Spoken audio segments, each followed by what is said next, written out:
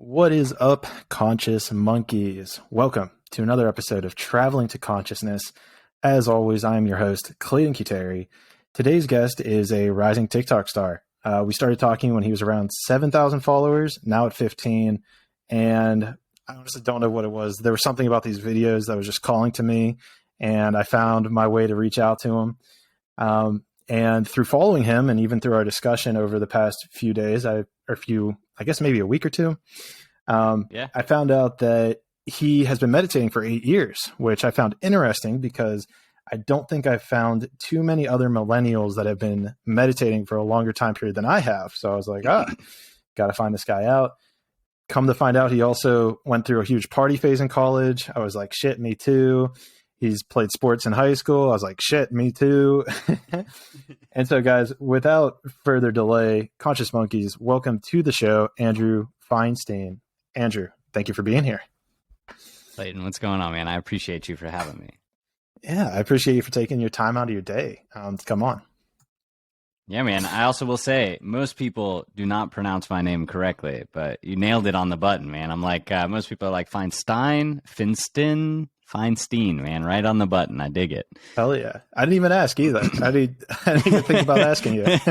You just went with it, man. It's yeah. Must be tapped in. It's always a good sign. Always. So we actually we got in and we started talking about, you're like, how's your day going? And I was like, man, I've actually been a little anxious today. And we started riffing on just like the topic of anxiety. And I was like, well, maybe we need to stop and pause this and actually just start recording, because I know anxiety is something that plagues our entire generation far too often. Yeah. First, man, I'll say that, like, I super appreciate, you answering in the way that you did, right? I think, like, often we'll ask somebody like, hey man, how you doing? And everybody's like, fine, good. It's like the standard, like, response that we've kind of like regurgitated. So it's like, when you ask somebody, how are you? You don't really give a shit. Like, you're kind of just like, yeah, like I'm just, making conversation. I'm doing the rounds. I'm saying what needs to be said. And I think if people are more honest and we're like, similar to you said, like, hey man, yeah, I'm good, but I'm feeling a little anxiety. I think it humanizes our experience and opens the door for people to also like be able to talk to one another. So I think it's pretty cool, like, when people kind of actually show up with their emotions and really say what they're feeling. So first, I commend you for being able to do that. I think that it's not an easy thing to do. And second, yeah, I think you're right. Anxiety is this thing that we've kind of turned into like this is just something we all got. And it's really funny, right? Because like you'll see people that like even have like really bad anxiety, and it's like there are different relationships that people have with it. It sucks when they hate it, but when they don't want to do something, they're kind of like, yeah, no, it's my anxiety. Like I can't make that phone call. I can't be a salesperson. I can't go out on Friday. It's like you want it both ways. And I'm thinking about this right now. It's very like apropos in my life, where I'm like, I think a very interesting message that people need to hear is that like anxiety is not you. Even if you have like crippling anxiety, which at moments in my life I have, like that is not who you are. It's a experience going on in your head, chemicals being released, different feelings, different thought patterns that are keeping you down. And there are definitely techniques that you can employ to help work through that and kind of distance yourself. Because the second you can realize like, here's me, the like energy source being, and here's like my anxiety that's keeping me down, you can actually start to like do something about that. That's your years of meditating coming through. I can see it already. The old distance between stimulus and response, it's meditation 101. Right. And we're going to get into that for sure. But to even reel it back a little bit on the anxiety thing and, talking about how it's just like, hey, like, here's how I'm feeling kind of thing. Like there's two powerful things, right? One is it teaches me it's okay to be vulnerable with people. Like, yep, here's what's going on. Like, this is how I'm feeling. I'm not sure why, blah, blah, blah. And the beautiful thing about it is like, for me, I was like, I have my reasons for believing that I'm going through anxiety, which, as we pointed out, I was like, I didn't take a shower last night. And sometimes I use that as like this cleansing ritual. And so I think that was a piece of it. And then you even brought up, you were like, yeah, it's like kind of one of those things like before a sporting event. And, the fact that I'm, sitting down for a podcast, like I get excited to interview people. And so that could be a piece of this anxiety. And so it's interesting how even just bringing that up with someone else, it makes you relatable and makes you in a position of like, holy shit, like Clayton's being vulnerable with me. Like, let me see if I can help him out. You can now help me out. And I appreciate it for that, And so it becomes this cycle, this healing cycle that we have a door to open at any point in time. And, it feels like, especially as men, maybe it's like, feelings we're going to hide those. Yeah. I think it's so interesting when I look at it too, because I'm like, when you're vulnerable with somebody, it's also not necessarily like asking for the solution, right? Like not everybody is the Dalai Lama. Not everybody can give you some wise sage wisdom that like changes your life. But I think often we walk around with feelings and we're kind of like, we're the only fucked up person in the room, like everybody else has their stuff together and we're the one that has all of these problems, all of this shit. And like, I think when you start to be open and actually say how you're feeling and other people, one, either like reciprocate and kind of open up themselves, or two, just like hold space for you to share instead of being like, I think there's always this fear that like we'll say something and like whether it's our caveman mind of like you admit weakness and like somebody's going to stab and kill you because like you're, a problem to the tribe. But like it's kind of when you do become vulnerable, you don't even need somebody to fix the problem for you. I find it's just being able to admit that there is one and have somebody else be like, vibes, like I feel like I understand, like I'm there, I'm in my own place too, like I got stuff going on up here. And I think you're right too. As men, it's kind of like there's one emotion that you're allowed to feel, and that's anger. And then it's like it's great and all until like you take it too far. And I've had my fair share when I was growing up of holes that I punched in walls because that's the only emotion I knew how to feel. And like really it's sadness or bereft or like loneliness, but it all comes out as anger. And that's like, that to me is like the big problem, right? It's kind of like you're still feeling emotions, you're just now channeling them in a way that like isn't productive for your growth. Oh, for sure. And it's funny you say that because I remember, this is going to maybe touch on our drinking too much college days, where I was at a party and I wasn't like that drunk, right? I was, I wasn't really even towards like the phase of browning out, but I was intoxicated. I've never like gotten violent before. I've never gotten angry. And there was kind of this chick that I was quasi talking to. I mean, who really knows, still trying to get in tune with my feelings. And we were at a party and I remember seeing her make out with a guy and this surge of anger just went through me. I remember leaving the party, punching a wall, I fucked up my hand, and going home later that night and still being pissed off. And one of my buddies, childhood friends, was actually in town that weekend, and he was like kind of consoling me, like, because I kind of like started crying, and I'm sitting there like thinking to myself, like, why am I pissed? Like, this doesn't make sense to me. Like, there isn't even this strong connection between the both of us, but yet I still felt this feeling that I was owed something even. And it was like, why did I get pissed? Why did I punch this wall? Like, why am I mad at her? It was this huge, like, cascade effect of emotions coming up, this bubbling up of a mixture of unworthiness. And it kind of goes to the point of like, well, I'm not allowed to express myself. I have to express myself through this unhealthy and this, I'll give the devil his due, this toxic masculinity of diving into the anger, showing my frustration, showing I'm tough enough to punch this wall. And then it's like, why the hell did I just do all that? It was like so foreign to me, this investigation that kind of got sparked by that whole thing. Yeah. It's, I feel like the first guy to admit that like my past with anger is not healthy, right? Like, I think it's so tough, right? Something happens and like it's a trigger response in your body. Like the emotions become so overwhelming that you kind of just regress to like, okay, well, I can't throw a temper tantrum in public. It's like all of the stuff we're trained as a child. Like, all right, like, boys don't cry, like suck it up, be a soldier. Don't, show your emotion. Even like something as simple as like when you have a temper tantrum as a kid, your parents obviously like, that's not enjoyable for them, especially if it's in public. So it's like immediately your emotions from an early age are shut down. And then as we grow up and like real things happen, whether it's like feeling, betrayed by somebody in your life, even if it's like not necessarily like warranted, like that's the problem too, right? Is feelings aren't rational, but we're taught to be rational. So you try to approach all of this rational crap with an irrational undertone to it. You try to approach this irrational crap with like a rational undertone to it. And it ends up being an explosion of like things just hitting each other, right? You have your rational and irrational smashing. And then you have your like, I have all of these feelings. I don't really know what they are. Okay, I know how to express anger.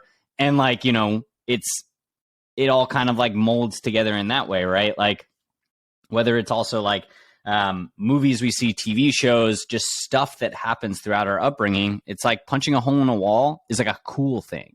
It shows you're strong. It shows you have force. It shows that you're a man. Quote unquote. But like, yeah, exactly. And then it just ends up like you end up leaving feeling like crap, right? Like I think you said it best. It's like you use the anger, and then all of a sudden under the anger, tears start coming. And you're like not sure what the hell is going on. You're like, wait, I'm angry. Why am I crying? And the real reason is like you're not angry, you're sad. But you don't know how to feel sadness. So when you let out the anger and just do whatever, that's how I felt it too, is like it would start in my chest and it would just like bubble up, and all of a sudden I would feel it in my hands. And that's why I felt the need to hit something, because I was like, it'll at least go from my hand out and like I won't have to feel it. And the problem is the anger is really a protection mechanism for like whatever else is lying underneath. So the second you release the anger, you get to see everything else that's, kind of at play for you.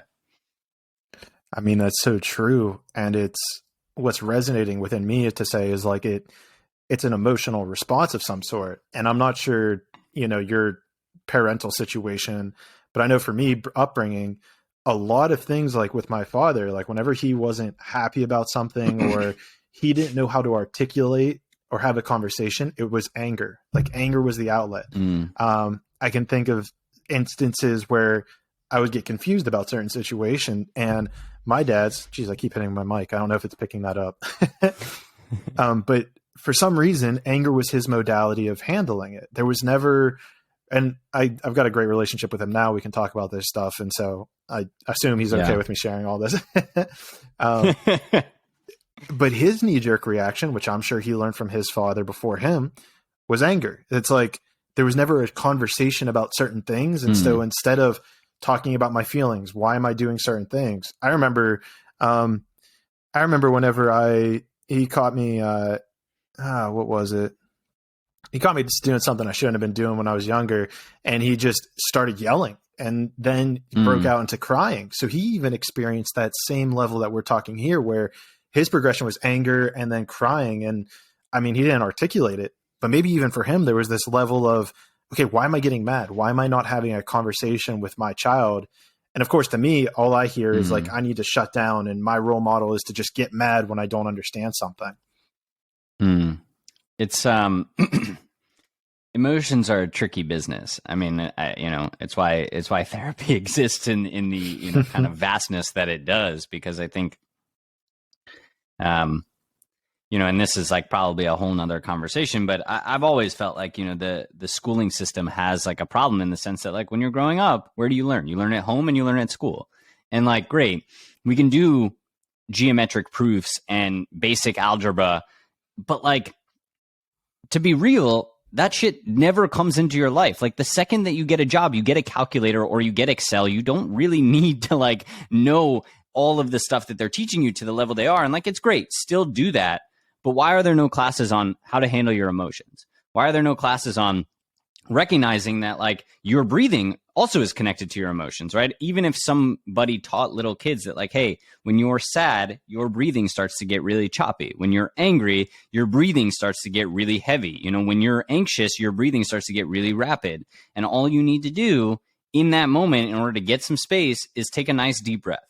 And like, it's like if you've ever worked with somebody or like been in a spot where you've almost held on to your own anxiety for so long, and then you take a deep breath, you're kind of like, holy shit, man, like I have not been breathing. Like it's something that you feel like everybody does, but the basic innate stuff that we feel like we're supposed to do. But if nobody's teaching it to us, how are we really able to master it, right? We're just kind of like learning on our own, right? I feel like somebody could be like, well, you learn like how to speak on your own. I'm like, not really. They like teach us English class. You know what I mean? There are grammar lessons. There are ways to like better your craft. Just like, sure, we can learn to breathe on our own, but there are ways to better the craft so that it can actually help you regulate all of this stuff, right? So yeah, my belief is that like emotions need to be taught. They need to be kind of looked at, and they need to be seen at an early age so that you can actually do something with them, right? Like anger is not a bad emotion. It's actually a very strong emotion that will move you to do things that you haven't done before, right? Like if you feel lazy and you're like, I'm not doing stuff, if you get angry enough at yourself, at, the situation you've created, you'll make a change. And I think like, emotions can be really powerful and they can be catalysts for building the life we want, but you need to be able to actually work with them and not just like let them overpower you and then, kind of get you in a place where, like you were saying, you do shut down because it's like, I don't know how to express any of this. And when I do express it, people kind of look at me like I have problems and I need help, right? Like if anybody sees you punch a hole in a wall, aside from like your other male like friends that are like, that's awesome, bro. Like if anybody sees you punch a wall that like is just like a normal human being, not, kind of like looking at it from like a, toxic guy's standpoint, it's kind of like, whoa, that's intense, man. You've got some shit going on. Like how can we work through that? And I think like, yeah, if there was more ability to teach that stuff at an early age, I feel like we'd all be able to feel our emotions and work with them so much better. Right on the money with you on that, man. And I think where this conversation gets interesting is like, for the longest time, I was right there with you with like, the school should have like a meditation class. They should have a self-awareness type class. I mean, that should be a whole subject on its own, right? That you are taking 30 to 45 minutes out of every single day for the rest of your life. I mean, honestly, to attune to something like that. I mean, that's the most powerful thing that I think that there probably is. Now, where this conversation gets interesting is, and I'm just kind of putting this together now, is I know that, so let's go back generationally, where my mom, I've kind of had these like close dialogues with my parents recently along the lines of like, where's the line with sex ed? I've seen that there's news things where teachers believe that the school should be teaching kids about sexual education. There's a level where I believe that parents should be teaching their kids about sexual education. But then I even asked my mom this, and she had this whole story about, questions that revolving around sex that she was supposed to ask her parents. And she remembers very vividly. So she would have probably been in middle school, whatever this is, 60 years ago. That's probably too much. Sorry, Mom. Don't mean to date you. 2-3 generations ago, let's say. And she asked her mom, like, where is the sexual education supposed to happen? And her mom's response is you're supposed to learn from your peers. And it's like, her mom believed that her peers were supposed to teach her about sexual education, which is wild. To me, that's wild, right? Like here, she grew up in an environment where her parents did not feel comfortable talking about sex with her. And it's interesting too, because I felt like that was a gap in our relationship as well, where I felt like that should be, and it's so funny looking back on it, because that was always felt like a taboo topic with them. And so to kind of wrap all this back in, it's like, there's so many different conversations, from mathematics to sexual orientation and how sex works to self-awareness. And then the question becomes is, whose responsibility in the society is it to educate the next generation on these items? I think it's a really interesting topic. It makes me think. I took this really interesting class while I was in school. Like it was called the social responsibility of business, and it was the only class I've ever I didn't bring a backpack. I didn't bring a notepad. I just sat and I listened. I was a second semester senior. I didn't really care. There weren't really any tests in the class. It was more just like a nice little fun time for me to listen. And I remember something always stuck out to me from one of our first classes that I will never forget, which is this idea that people do not disagree over moral norms. They just disagree over how to get to them. Right. So it's like, I mean, this might make people heated right now, but it's kind of like, all right, I'll take like the very basic example of like back in the day, thousands of years ago, when there were Vikings and, there were Saxons and like, there was kind of like Norway and then England and everything. They had two different ways to care for their dead, right? The Vikings would put them on a boat, shoot them out into the middle of the ocean and like light them on fire with like a burning arrow. And that was like the way to like get people to heaven or, their form of heaven. And the Saxons, the people mainly from England would bury the dead because that was their way of showing respect for, somebody that had perished.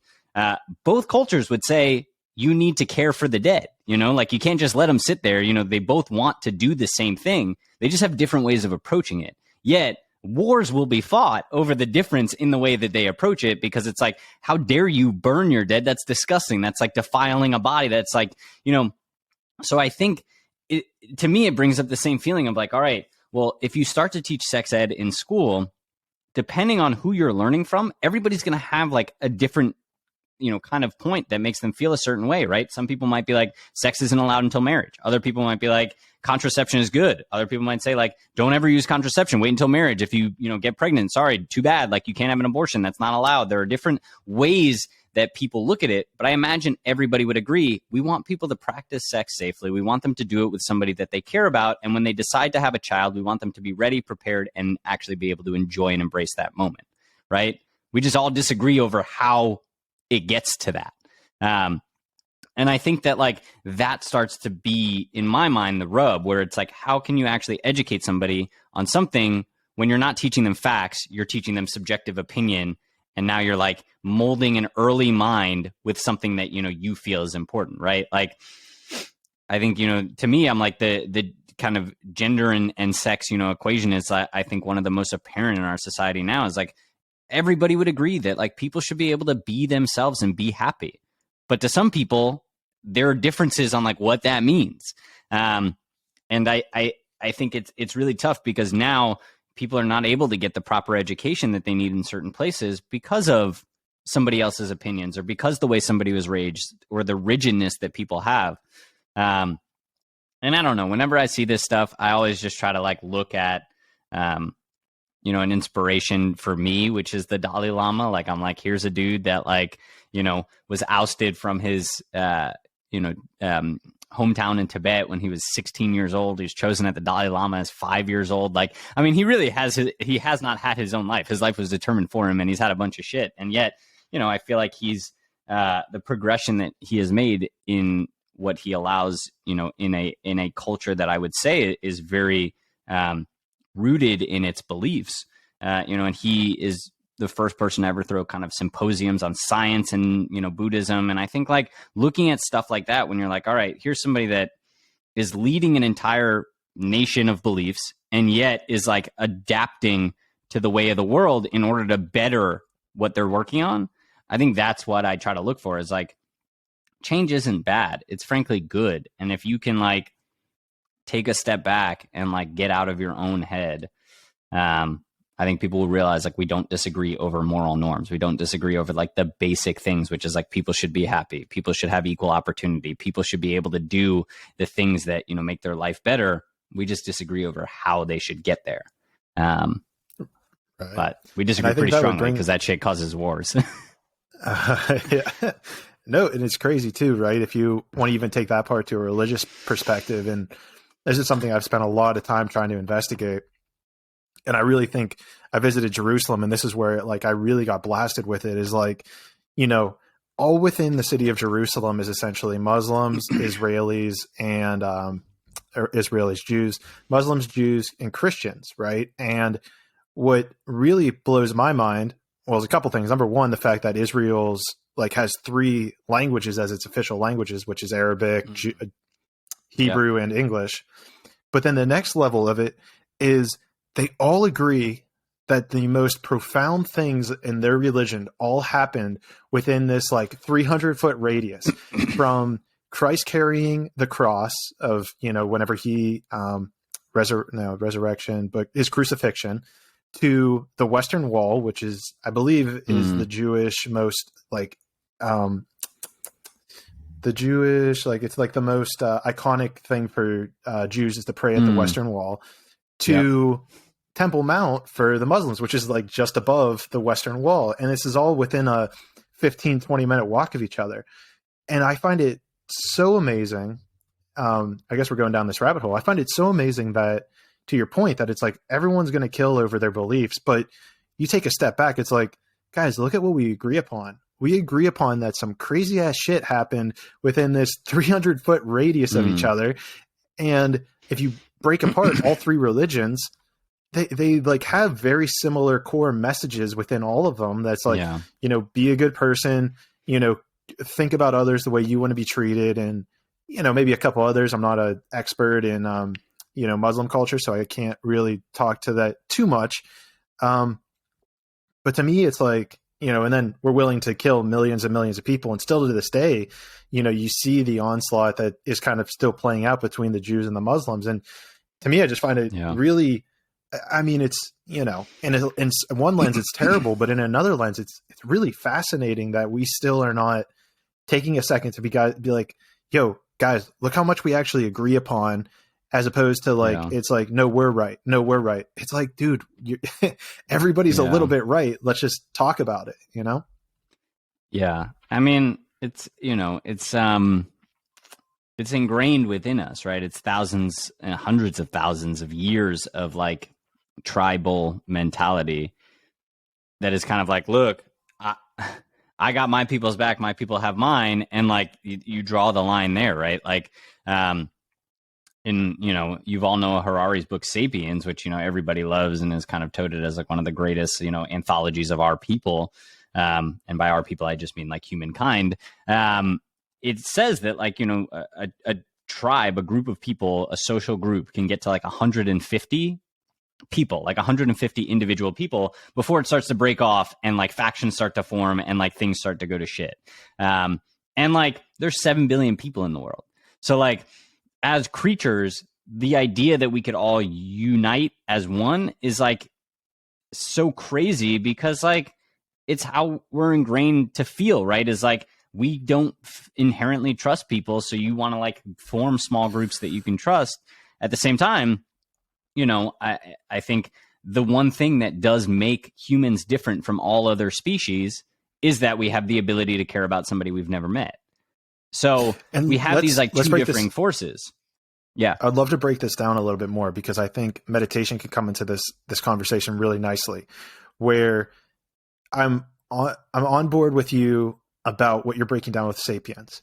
And let's take this a step further. I'm not sure how much like research or whatnot you've done with the idea of like semen retention or, basically, holding on to your load. But the core principle is that, you can get into this very creative state and accelerate. It's in all these books but the main one that sticks out is Think and Grow Rich, where he talks about how, men who usually don't understand it until roughly the age of 40, where if you hang on to your seed and you're not just spreading it everywhere, you actually get to this much more powerful and creative state. And so then to tie this all back into what you're saying, where essentially the biology kicks into play at about that 150 number, the biology gets kicked in with men where it's like, we're producing millions of reproductive cells each day. We're biologically programmed to spread the seed. Whereas with women, they're biologically programmed to protect and hang on because they only produce one per month. And, in that time frame, we probably produced 1 billion. And so, where I'm trying to get to with this is like, there's this level of ascending above the biological programming or DNA that we have to come to this place of realization where we can transcend our biological structure to make a better planet, to come out of, this place of whether you want to call it masculine or feminine, you become whole, you heal or integrate that wounded masculine, you heal your wounded feminine and you become this, embody the yin and the yang, which would then transcend your gender in a sense shit, where you become one with all. I don't know why that sounds so funny, but that's how it comes to me. Yeah, I mean, I think in my mind, like what you're getting at is that like there, there are all of these things that we are born with, right? You're born with your genetics, you have your epigenetics, you have all of the things that kind of like make you who you are in that moment. And I think this plays really nicely into everything we've been talking about, right? Anxiety included, where it's like you can look at something and just kind of be like, look, that's how I was raised, that's how I was born, that's how it is. Or, you can realize that like a human birth gives you the opportunity to explore new things, to look at things differently, to change your beliefs. And, I was listening to a great podcast the other day with Andrew Huberman, who I think is a fascinating, mind in the space of kind of like, being an actual learned academic and doctor, talking about how the mind works.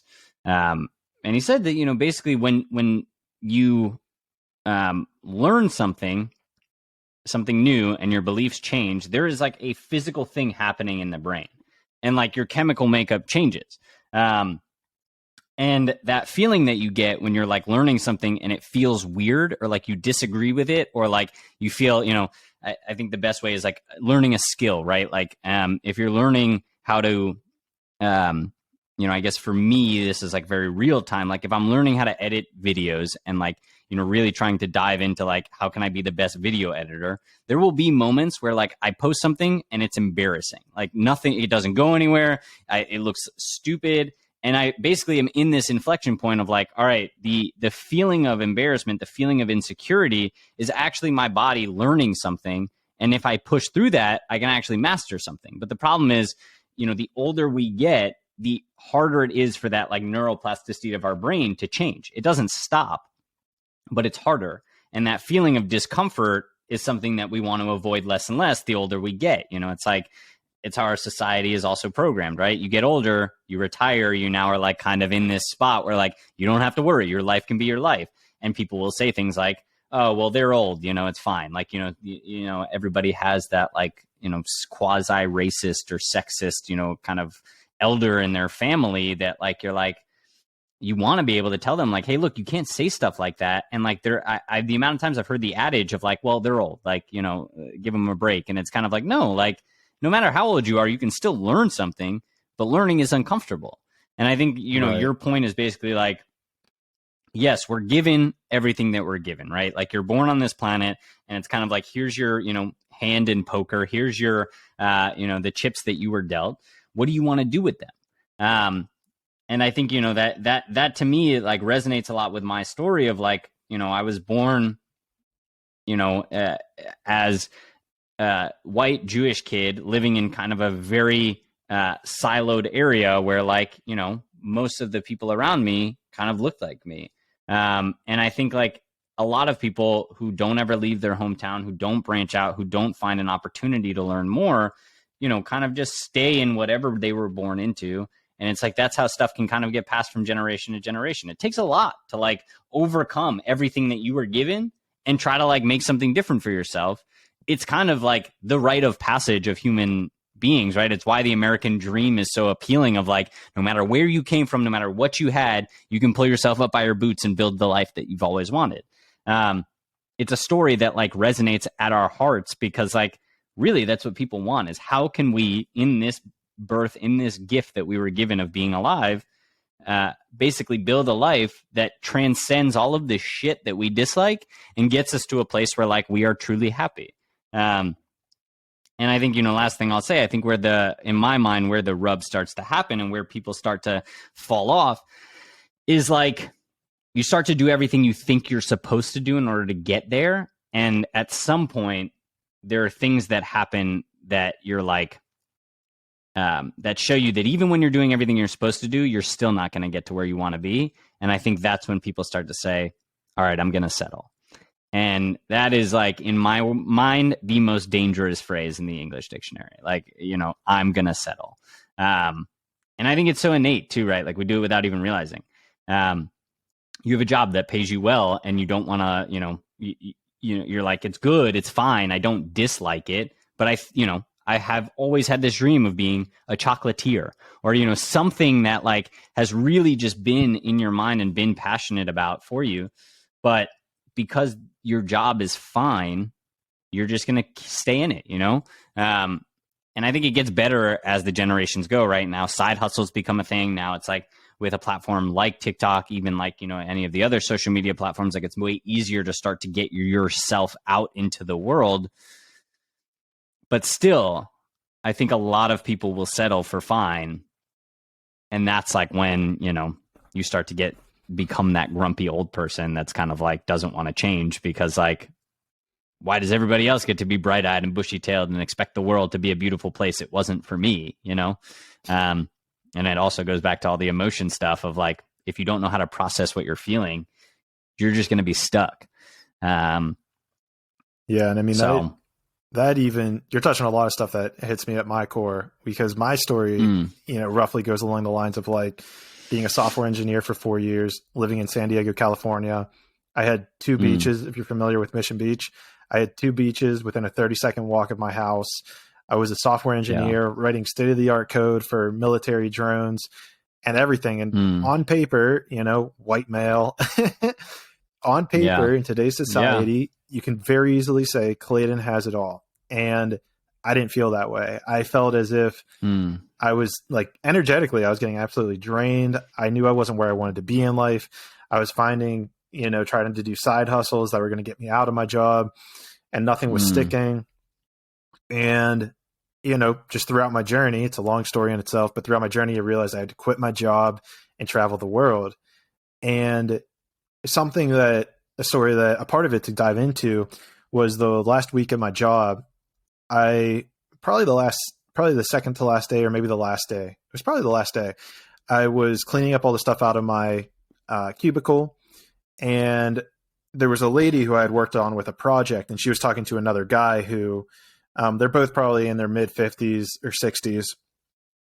And I've never worked on a project, never even met the guy before. I've seen him before, but never interacted with him. But the lady had worked on a project, and so they're talking. And as I walk by, the lady kind of says to me like, "Oh, Clayton, I saw that you're packing up your stuff. Like, what's going on?" I was like, "Yeah, like, you know, I realized that this job isn't the end game for me. I could see like everyone just works here for 40 years. You get your pension, you get your 401k, you retire, you're quote unquote happy." And I was like, "Yeah, like I realize this isn't for me. I'd rather take a risk on myself, blah, blah, blah." And the guy standing there, he goes, not even making eye contact with me, he's like, "Man, I wish I could just kind of quit my job and kind of just, I wish I could do that kind of thing." And it came across me as kind of like this bitter resentment. But what I realized is like, you know, this guy wasn't 50 some years old with a house mortgage with kids at, you know, some point in time. I don't know his life story, but I have to imagine at some point in time, he always had this option. He was 25 at some point. He was, I guess, 26, 27 at some point. Like this was always an option for him. And so it really resonated with me as self-validating, is like, yeah, if I was stayed in this job, that's me in, you know, the next 30 years of my life thinking to myself, man, I really wish I would have quit this job when I was 27 and traveled the world and tried to figure it out. And I'll be honest, dude, the last 10 months of my life have been easily the most rewarding, energetic, and magical, miracle-based. I can't even put it into words how amazing it's been. Yeah. It's that's beautiful, man. I think it's really cool to see too, right? Like, you know, similar. I have a similar experience where I'm like, you know, I make this joke where the last job that I worked at, I say, yeah, I quit the best job I ever had, and like I don't think I could really get another one, because like there wasn't a job better, right? Like I was working at a startup, I was being paid well, I was leading an entire team, I had a ton of autonomy, I got to set the vision for where the company was going. I had literally everything that somebody could ask for. Like I had a team of 5 people working under me. Like literally I was at 24 years old, you know, I was doing everything that that everybody looks at and is like, holy shit, like if I could get to that, that would be insane.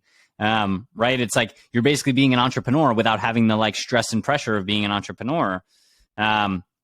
And I think at the end of the day, it's like you will feel in your soul when something feels good and doesn't, right? And like for me, I looked at this job and I was like, yeah, I could stay here and I could probably be fine. And if the company did poorly, I could land on my feet at a different startup. If the company succeeded, I had equity, I would have been great. I would have had a nice payoff. And I think it's just about like, what do you value in your life, right? Like, do you value security over growth, over contribution to the planet? And like, for me, I was like, no, I really don't. Like, as much as like, I love what I was doing and who I was working with and what we were striving for. I was like, no, there is more out there. Like I have more to contribute to the world and more to learn. And if I'm stuck running this team that like I've already mastered the craft of, I'm just going to be stuck running this team. And like, when you start to look at your life and start to zoom out and say like, you don't got a lot of time, like, do the math. An average 70 years, like sounds like, oh, that's a lot of time. That's like 4,000 weeks. That's it. That's like all you got, it's like, nothing. Like when you start to quantify it into like terms like that, you're like, holy shit, I only have like 4,000 is not that big of a number. Like 4,000 is the number that's on my paycheck. Like, it's like you start to look at them side by side and you're like, all right, I could stay here and my life will fly by and I will look up in a few years and I will be like, I am 50. I have nothing really to show for it other than this job. And like, that might be fine for some people, right? Some people might be like, look, I value having a family more than anything in the world. So all I want is a stable job that keeps me paid. And great, do that. But if you are the type of person that's like, there is a world out there for me and I need to go find it, right? Like, I think we all fear and like all want, right? One of the biggest things that eggs me on TikTok or on social media these days are the people that are like trying every single side hustle to make you money so that you don't have to. And like, it's like all advice on like, hey, start doing fulfillment for Amazon. Start, go to Dick's Sporting Goods and look up the price of a product and then resell it on Amazon. And it's like, great. Like, sure, you might be able to make money doing that. But I think what people forget is like, making money takes work. Like, there is not ever going to be some form of side hustle that just makes you rich so that you can go do what you want. So if you have a dream, that needs to be your side hustle, right? Like, work your job, save the money, do what you need to do in order to work your dream, but don't expect that like, a quick side hustle is what's going to like get you there. Because when you're not passionate about something, it's so hard to find the time, right? If you work an 8-hour day and then you have to go run 2 hours of a side hustle, like, of course it's not going to stick. Like, it's going to be tough, right? Like, you have no motivation, you have no drive. That's where burnout happens. Exactly, man. Like, I've learned this from like, just athletic events, right? Like I've in the last few years, I've become an ultra marathoner. And like, I've realized that like when I start a long distance event, if my mind is on anything other than like ruthlessly dedicated to finishing this event, I'm not going to do it because like I need a why, you know what I mean? And I think a lot of people spend their lives searching for this life that they believe is what they want. And the why doesn't really come into play, right? You look at somebody's life and you're like, wow, look at that house that they got. Or wow, look at that fancy trip that they took. Man, like that's what I want. And it's like, great. What you're saying is you want money. So now go find a job that's going to get you the most possible money. But what happens is like people do that, they're not really clear on what they want. What they really want, is perhaps freedom. What they really want is a job that they actually love that also makes them money. And this stuff is a lot harder to search for. So you end up floundering around, taking a few side hustles, taking a few jobs that you don't really like, all in pursuit of something that isn't actually what you're looking for. And it's really tough, right? Because like you try to look at somebody that is struggling, and you're like, look, money isn't the answer. And it's like money is the answer when you need to get to a base level. But then if you simultaneously take a step back and look at all of the very wealthy people, most of them are unhappy. Most of them are unhealthy. Most of them are assholes. And most of them like aren't necessarily like enjoying where they got to in their lives, right? I think it's like a fascinating place. If you ever, anybody listening just does like a little bit of poking around of research at like, the articles, listening and reading about the wealthiest people in the world, like a lot of them now are getting life coaches and now are getting, meditation teachers and now are doing all of the things that like you can do today for free and like you will be so much happier, and like your journey to success will be something that like you actually enjoy, not like, I just need to get to that freaking goal, because once you get to that goal, there will always be another goal and you will always be unsatisfied. So I feel like there's a lot in there. I'm not really sure. Like I kind of went off on a tangent a little bit, but that happens. I think all in all, my point is that like, people need to become clear on like, why do they want to do something? And then it's like, you can, kind of structure your life to get you that, in whatever way you need to, right? Like I didn't leave my job until I was certain that like I had a little bit of time and I had a little bit of, cash to kind of keep me afloat, and, now have kind of built out a way to have a side hustle for my main hustle, which is like the stuff that like I actually care about, right? And now it's like, I'm not trying to make money to go do the main stuff. I'm doing the main stuff, and now I'm just making money on the side. And I think that is like the important distinction that like people often lose. Right. And I can totally agree with and resonate with the whole why concept, because I know whenever I was trying to start creating side hustles, whenever I was still at my job, my why was to quit my job. And it was really fascinating because none of the side hustles were sticking. Once I finally, this was probably like a year or two after actually trying like probably 3 or 4 different side hustles, I had saved up enough money to just have the money, and I just found this trust in the universe that everything was going to work out, because it kind of already had, right? And so saved up enough money, and I realized like a big reason my why was to quit my job. Like my why for starting these side hustles was to quit my job. Well, when you break that down, if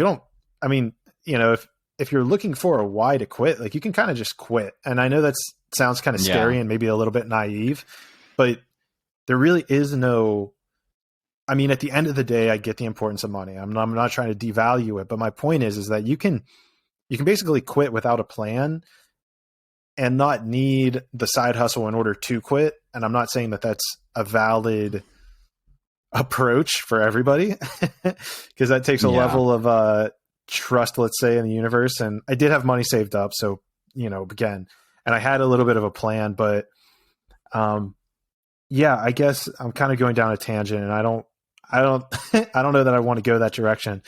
Let's bring it back to maybe whenever you figured out that you were ready to shift out of this job, away from it. You were like, I'm building up this stuff. What was there like a moment or a click that happened with you when you realized like, oh, I kind of did it, or, oh, I made it happen, or, oh, I'm ready to quit, or like, I assume there was 2 clicks. One of them would have been, I need to get out of here. And the other one would have been, it's time to get out of here.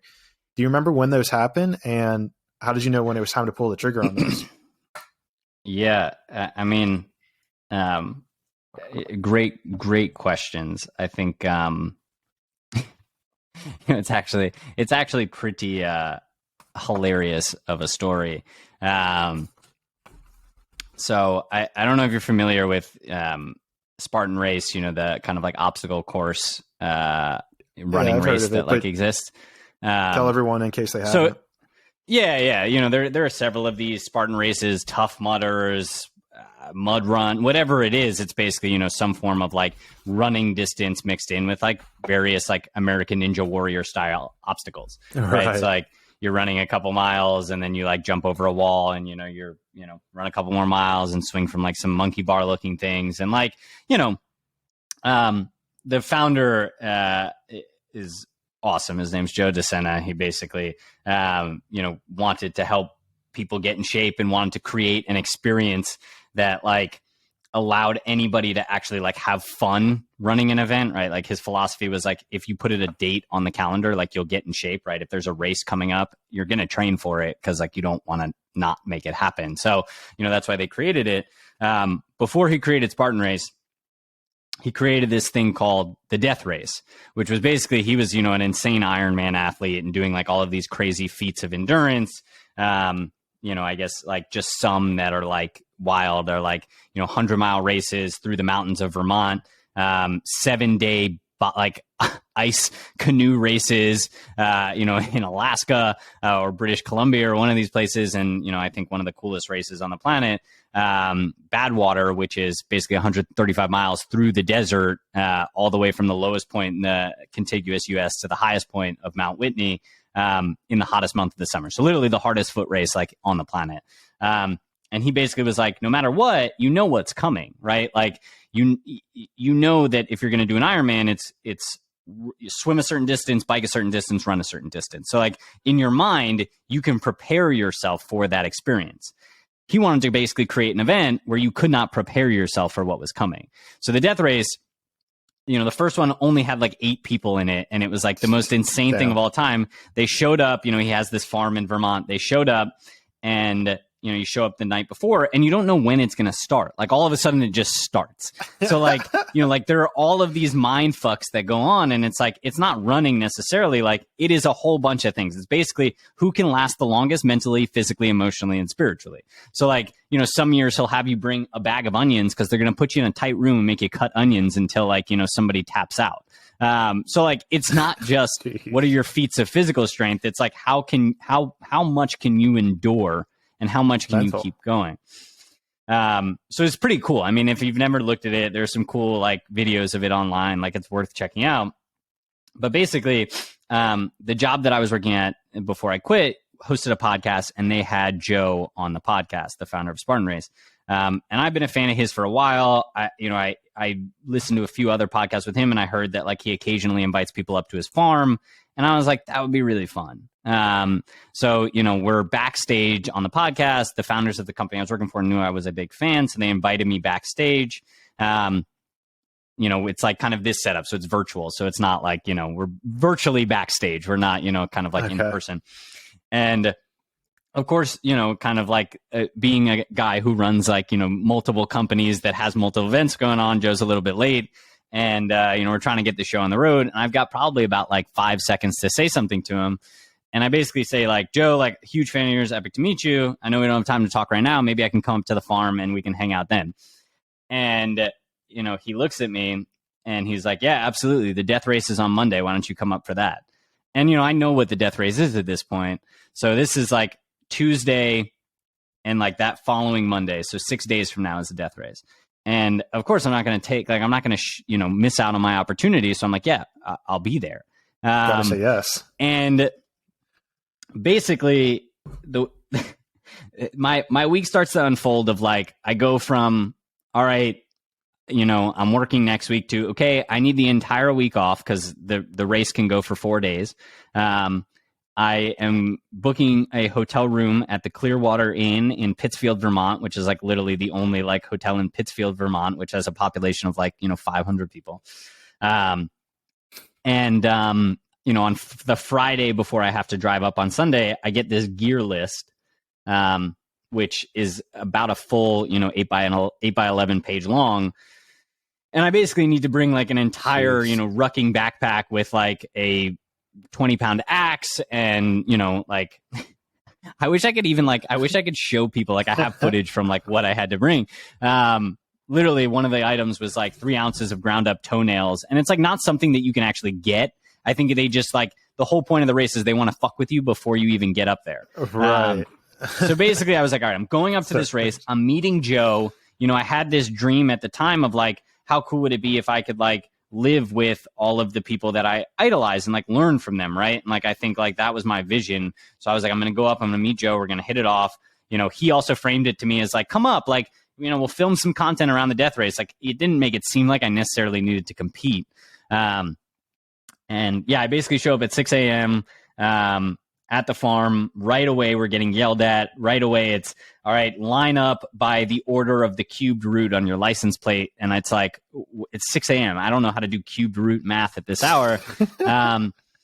And I got an 80-pound backpack on my back. All I do is run. So like I'm a runner. I run every day. I don't literally do anything else at the moment. So like I had not done any strength training in I don't know how long. And I now have this 80-pound backpack on my back.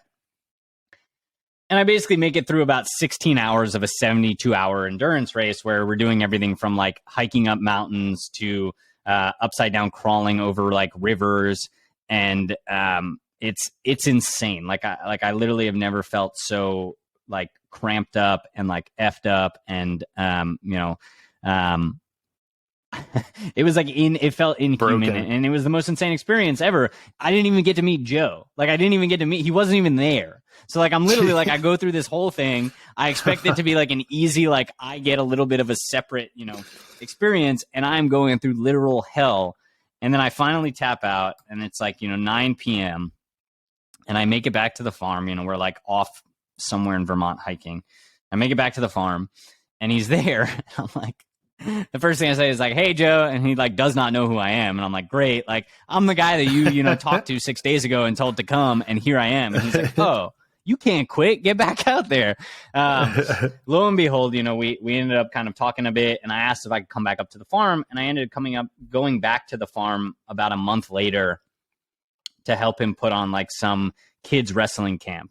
And this is like to answer your question, not to just take you on like a complete roundabout story, but I took another week off from work, and I went up to the farm, and I was basically a glorified camp counselor for a week. He had about 20 kids, ages, kind of 8 to 16 at the farm, all, kind of going through this wrestling camp where they would do, they wake up at 5, they do like wilderness training survival, they do like insane workouts and then wrestle, et cetera, et cetera. And I had no cell phone service. I had no access to do any work. I'm literally sleeping in a sleeping bag on a futon in a house that's like 90 degrees. And it was like the greatest week of my life.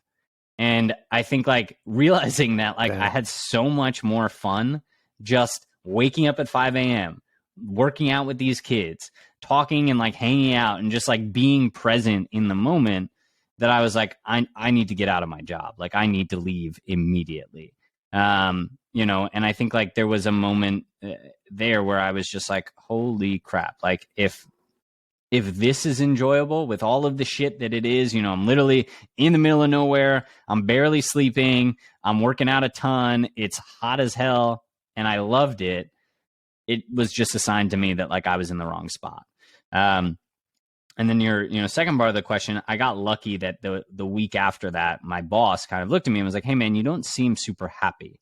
And I think that just kind of opened the door for us to kind of have a real conversation, and me to be like, "Look, man, like I love you guys. I love this." I think in my head, I probably would have stuck it out like another month or two just but because he gave me the opening, I think it allowed me to really just be honest. And, we're still really good friends. I love them. Yeah,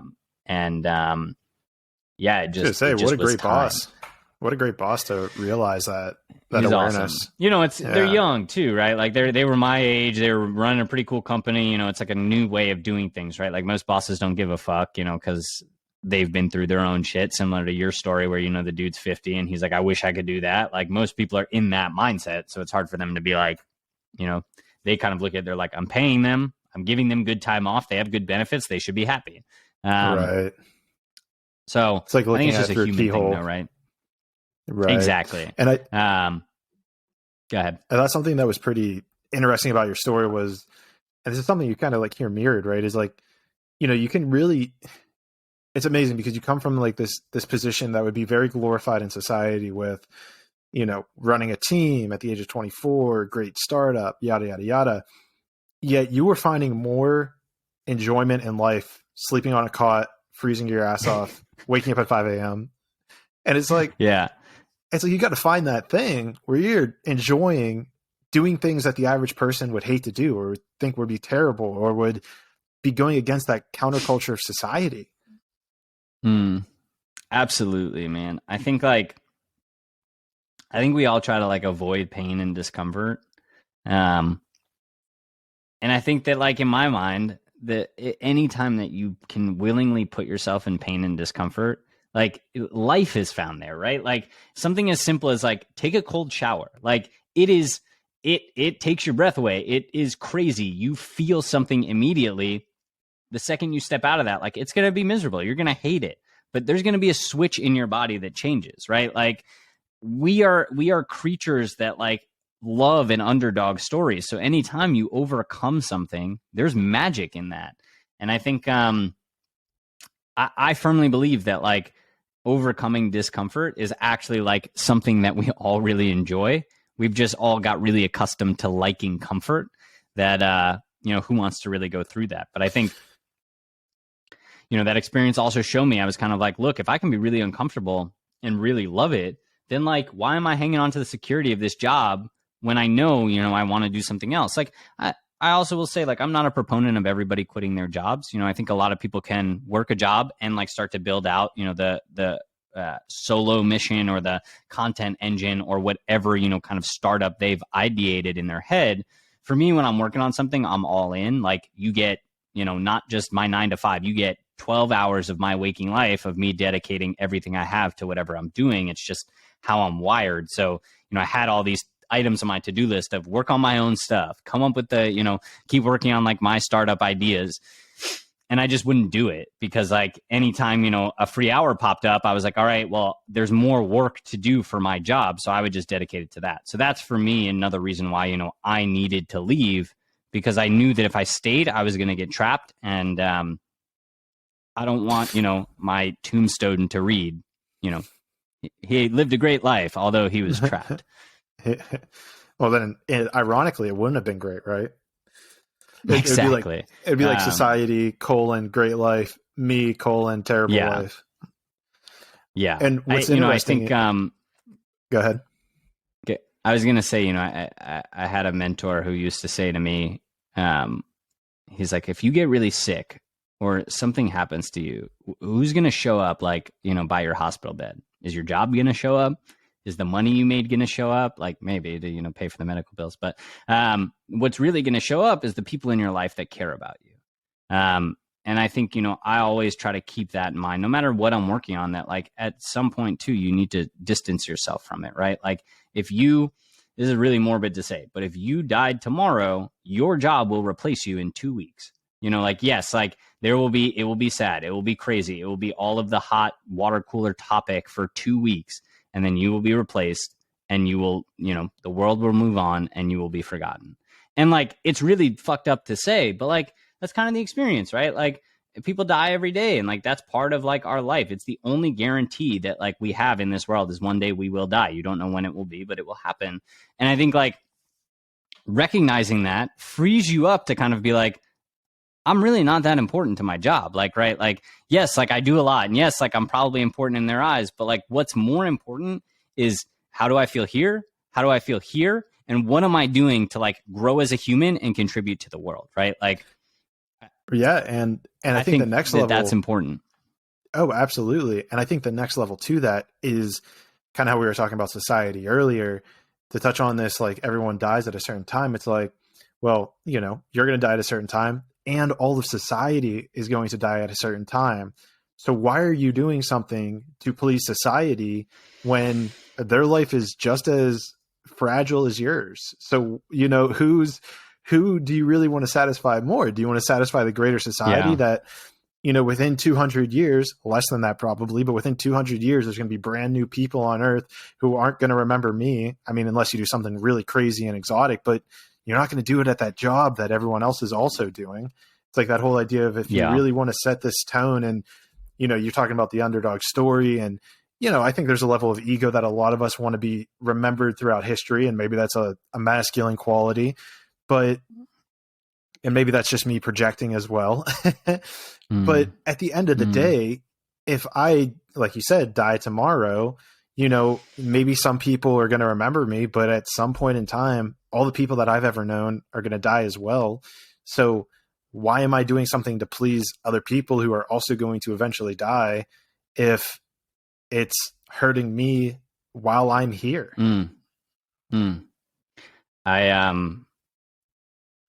I don't know if this is like an original quote by me or something that I heard, said once or now is like adopted as like part of my life philosophy. But, no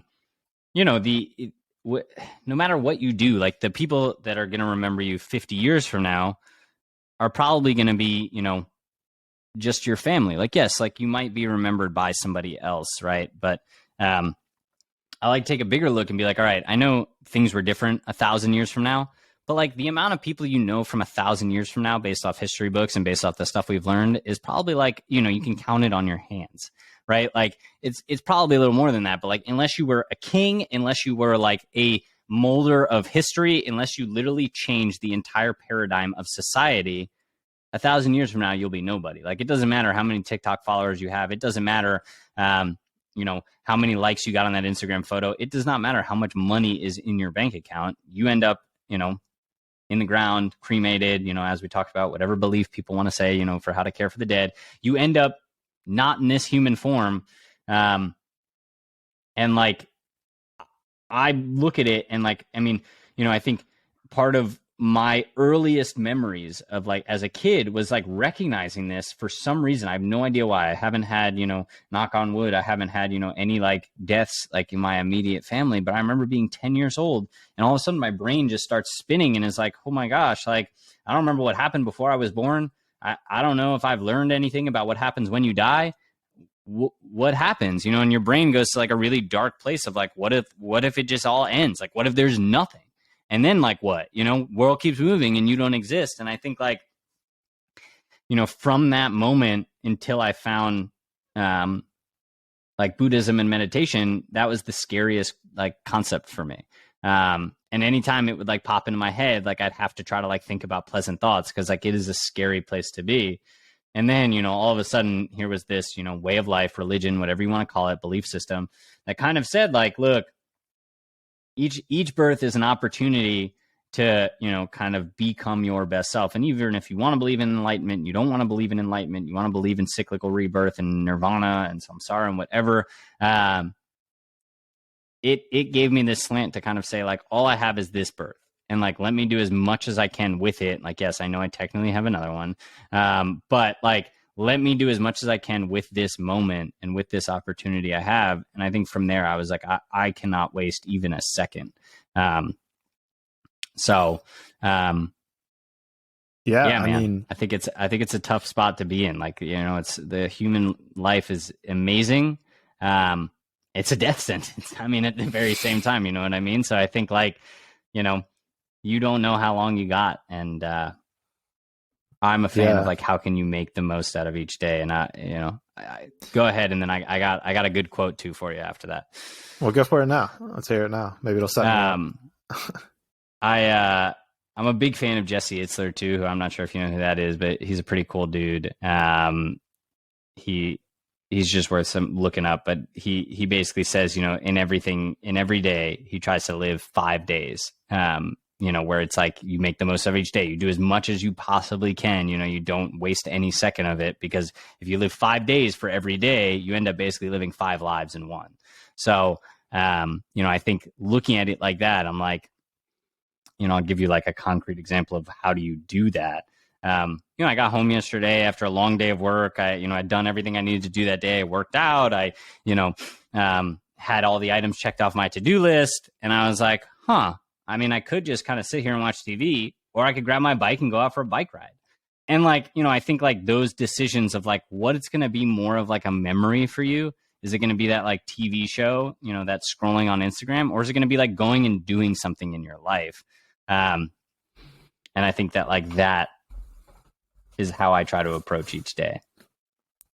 So I feel like there's certainly a lot of power in that ideology. And I think there's a lot of utility in that, you know, what's going to remind me? What am I going to remember? You know, if it's kind of the Stoic principle of memento mori, you know, contemplate or think about your death, which feels like a topic we keep bringing up here. And where am I trying to go with this?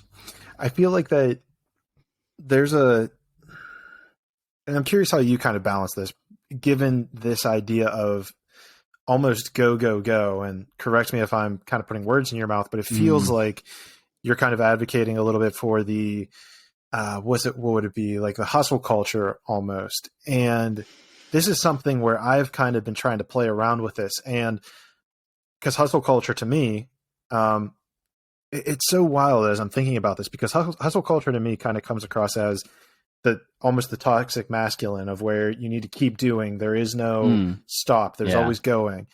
And but I do see that there's value in it, because if I get a long day of work in on the podcast and I work out and I do all these things, I do feel good afterwards. But where do you find this balance of rest coming in? Or is it just always pushing your body to the next limit? Where, because I feel like at the end of the day, it's about balance. But yeah, I know that the idea of hustle culture is very prevalent in our society today.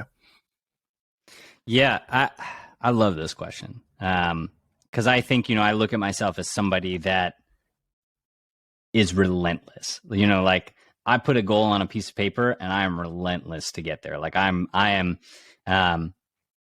you will, I don't know why this is coming to mind, but back when I used to like work out in college, I used to listen to a lot of like old Meek Mill, and on one of his original Dream Chasers albums, he's like, there's one line where he's like, check the hours I spent on that Twitter. I don't sleep. I'm up all night on that Twitter. And I was like, sometimes that's my life, right? Like sometimes I am grinding nonstop. And I think I look at it and I say like, life to me is a balance, not each individual day per se, right? There are going to be some moments in my life where I have more energy surplus, where I have more drive to go, where I feel like I need more and I want to do more. And then there will also be times in my life where I feel depleted and I need to like reserve myself and spend some more time just kind of stepping back. And I think, right, like, everybody wants to preach this like work-life balance and like, finding the balance between like doing the things that you like in life. And I look at it and I say like, sometimes I need quiet, peace, nothing. And other times I just need to go. And like, I don't even look at it as hustle culture, because I'm like, I love doing it all. Right. So like the second that like something no longer becomes enjoyable for me, I take a break from it. Right. Like my biggest, kind of time spent right now is on creating content, and like I'm obsessed with it and I love it. But there are also times where I absolutely despise it. And what I do is I take a few days off and I don't do it. I spend time working on my book, thinking about anything else, so that when I come back to it, it's actually enjoyable. And I think, right, like, in my mind, there's a difference between like how much can you get out of the day and how much do you have to like use your willpower to make your body do something, right? Because like no matter how strong you are as a human, willpower only goes so far. And, I think the key in my mind to anything, whether you want to work out, whether you want to run a company, is like you need to find a way where it just becomes part of who you are and you actually enjoy it. Right. Like, and I think working out is the coolest example to take from this, because it is one of those things that is kind of glorified by our society, and everybody feels like they have to force themselves to do it. And there is no right workout. Like, I think that in my mind is like such a clear distinction that people need to make. Like the best workout is not like, I get on the treadmill and like whatever's hot right now, like it's the 12-3-30 or whatever the crap is, where it's like you walk for a certain amount of time in a certain incline and you run for a certain amount of time, blah, blah, blah, blah, blah. It's kind of like the best workout is the one that you can do consistently over and over and over again, because like, let's be real. If you're working out and you're trying to like lose weight, like what you're doing is you're trying to overcome years of negligence and like, avoidance of a healthy lifestyle. So expecting it to be done in 2 weeks is insane. Like you have to actually put the work in. So, all of this is to say that for me, I don't ever feel like I'm part of the hustle culture, because like I love everything I do, right? Like being able to come back last night and like at 5:30, grab my bike, drive to the beach and like bike along the beach. Like, yeah, I mean, I had a grueling headwind half of the time, so it was pretty brutal. But like, I leave that and I'm like, this is awesome. Like I feel freaking great. And then I, made dinner, got back to work for 3 hours and went to sleep at midnight, woke up at 7. And, I feel rested. I feel good. And I think that's the key, right? Is like knowing what you need in order to fill yourself up, allowing yourself to do the things that like you actually enjoy. And then also knowing like when you actually need a break and being able to like give yourself that and program that into your life. Last thing I'll say, and I do this every week, is every Saturday is a removal from everything. So Saturday, there's no technology in my life. I don't have my phone. I'm not really allowed to like, go watch TV or do anything with technology because it basically gives me a step back from everything and allows me to kind of like just be in tune with myself. And I find that like when I started doing that, my burnout rate like just disappeared because now it's like even on the weekends, when we have weekends, we don't rest, right? Like, this from like, your days of partying, right? Most people, as I know from my days of partying, will go out Friday night, get super drunk, blow off steam from the week, wake up at 3 p.m. the next day. You can't really do much, because you're pretty hungover. So you're not working out. You're not taking care of your body. You're recovering until about 6 p.m. when you start drinking again. And then all of a sudden it's Sunday and you're stressed and you're freaking out. And like, then you have to start the week with that mentality, right? Like the weekend is supposed to be a time to rest and recoup and like be with yourself because like you're amazing and you deserve to like feel good. But, we take it as an opportunity to like tune everything out. And like, we can talk and dive into, the drinking side of things and where my beliefs stand on that. But I think like, if more people just even took Saturday mornings, right? You don't have to do the whole day, like 8 a.m. to 1 p.m., no phone, no technology, go for a walk, journal, sit, read a book, do something that like allows your body to stop being overstimulated and stop being in the go, go, go mode. And like, you will feel like you're no longer hustling all the time. Yeah, I think there's a lot of truth in that where, it's that feeling of if you're feeling like you're forcing yourself to do something just because you need to do it versus like you're saying, it's like, well, if I enjoy doing it, I'm going to just keep doing it. Like why force yourself to stop doing something you love? But maybe that's where the 9 to 5, and this is probably just my own personal, let's say, programming where I was in, whether it be school or a job that you don't want to do. And it's like, well, you just got to do it because it's what you have to do in order to get past it or to move on to the next step. And so when you take that mindset and you apply it to your side hustle, that's when you probably experience that burnout, is this idea of, well, it's an 8-hour day. You have to put in 8 hours every day into this thing or else it's not going to happen.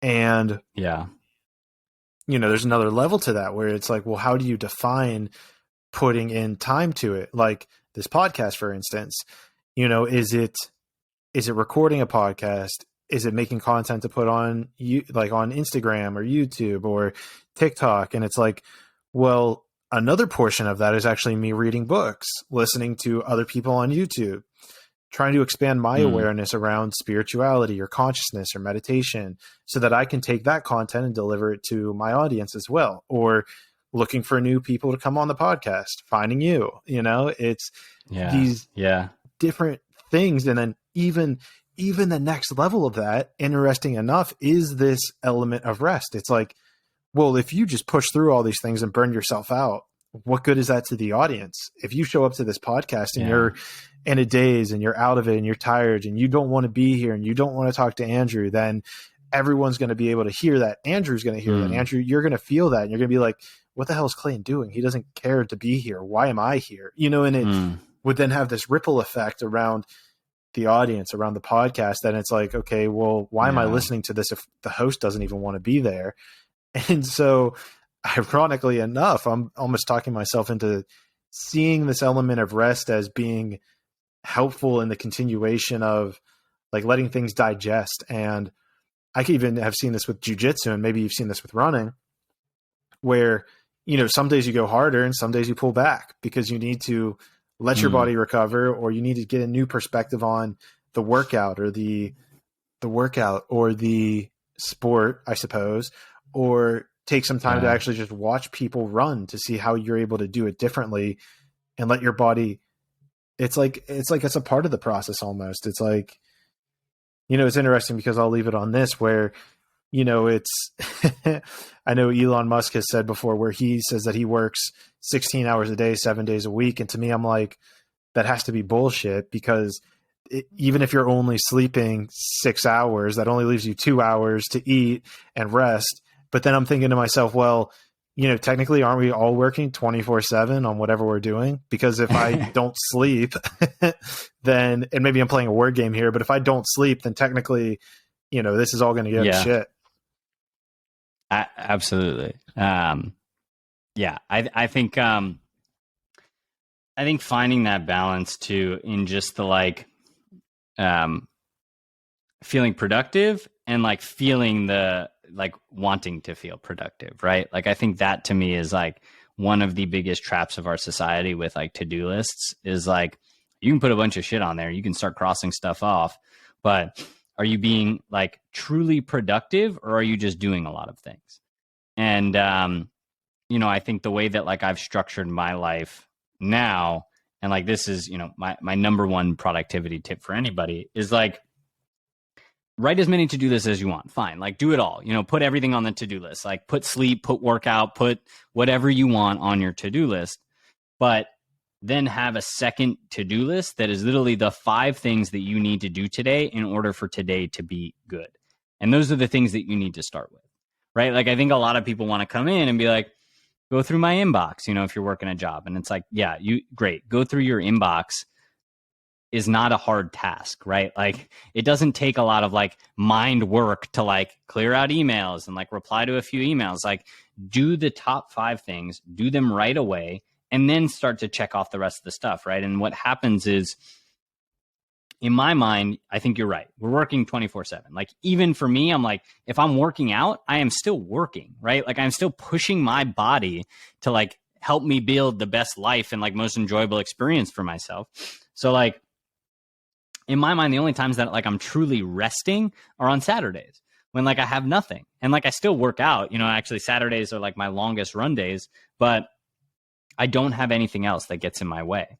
And I think when I look at all of these different productivity hacks, I say just what are the most important things that you need to get done today, and do them first. And then everything else will feel easier, even if it ends up being one thing. If you're look, I have one thing I need to get done today, that is it. If you do that one thing, you'll feel productive. If you do 100 other little things, you might feel productive, but there'll be this underlying feeling of in the back of your brain because you didn't do the one thing you needed to do. So yeah, I think, we're all working nonstop, but I think when you start to fall in love with that idea of oh, I'm working all the time, that's cool. I'm hustling. That's when stuff starts to get dangerous, because then you're trying to convince yourself you're doing a lot when you're not necessarily doing a lot.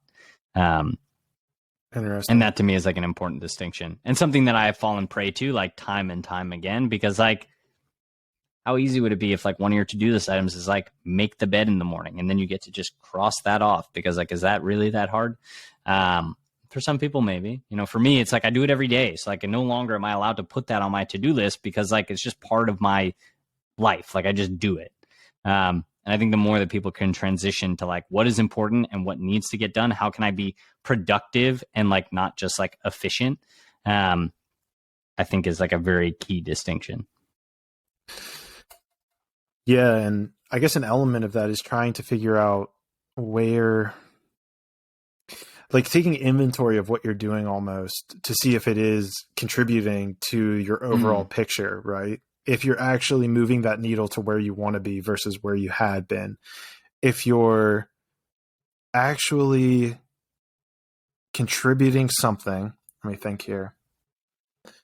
You need to, if there's certain things that you're doing or putting effort into, but you're not seeing a result out of it, you need to be able to take inventory of that to be able to come back and say, okay, I've been putting effort into, maybe it's writing blogs, but you're noticing that your blog pages aren't getting any views. So the question then becomes, do you need to restructure that blog, or do you actually need to stop doing it because it's a waste? Well, waste is probably the wrong word, but it's not contributing to the big picture.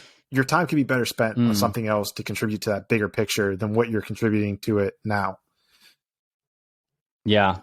I am a firm believer, and maybe this is just how my mother raised me, of I can do anything I put my mind to. I just think in my mind, I have, I try to make them fun. I call them Analytics Fridays, where every Friday, I look at my videos for the week that I've created, and I try to understand what did well, what did poorly, How can I start to like reframe things?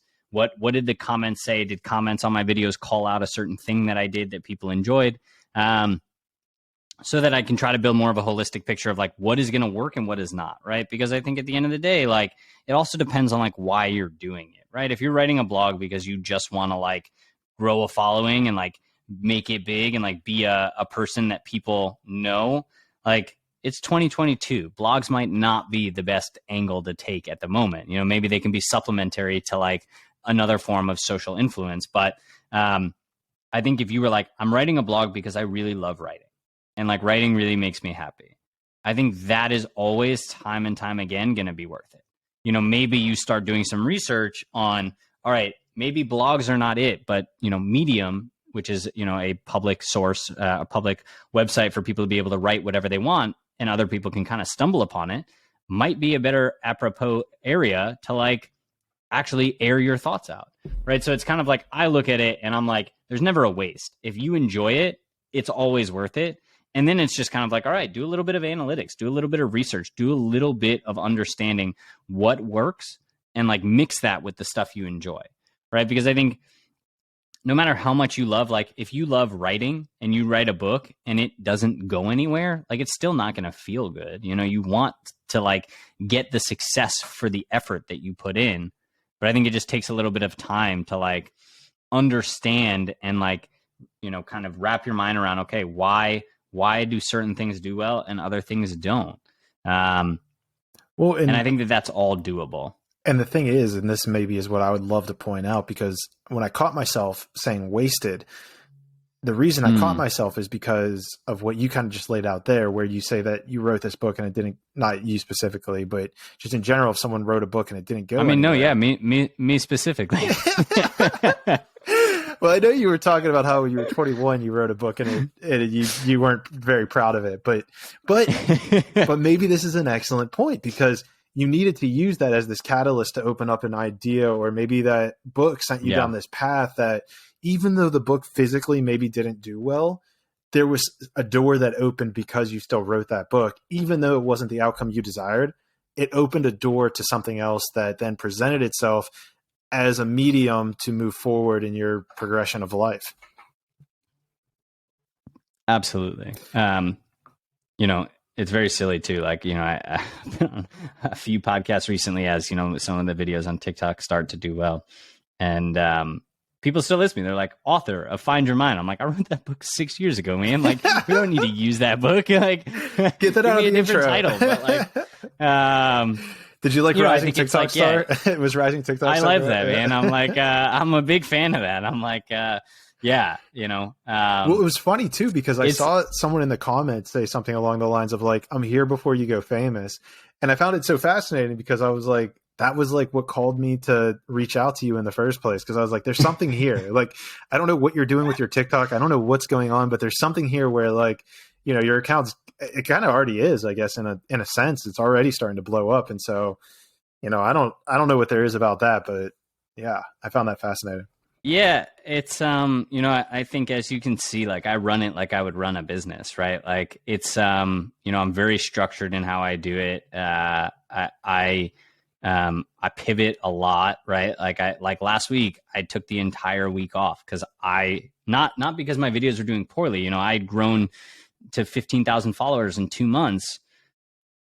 Which, like, you know, obviously there are people that grow faster. You know, I try to look at it and say, like, I'm not necessarily just like doing, you know, thirst trappy videos, but like trying to actually like share deep, insightful messages with people, which I think can sometimes be hard to share when you only have 20 seconds.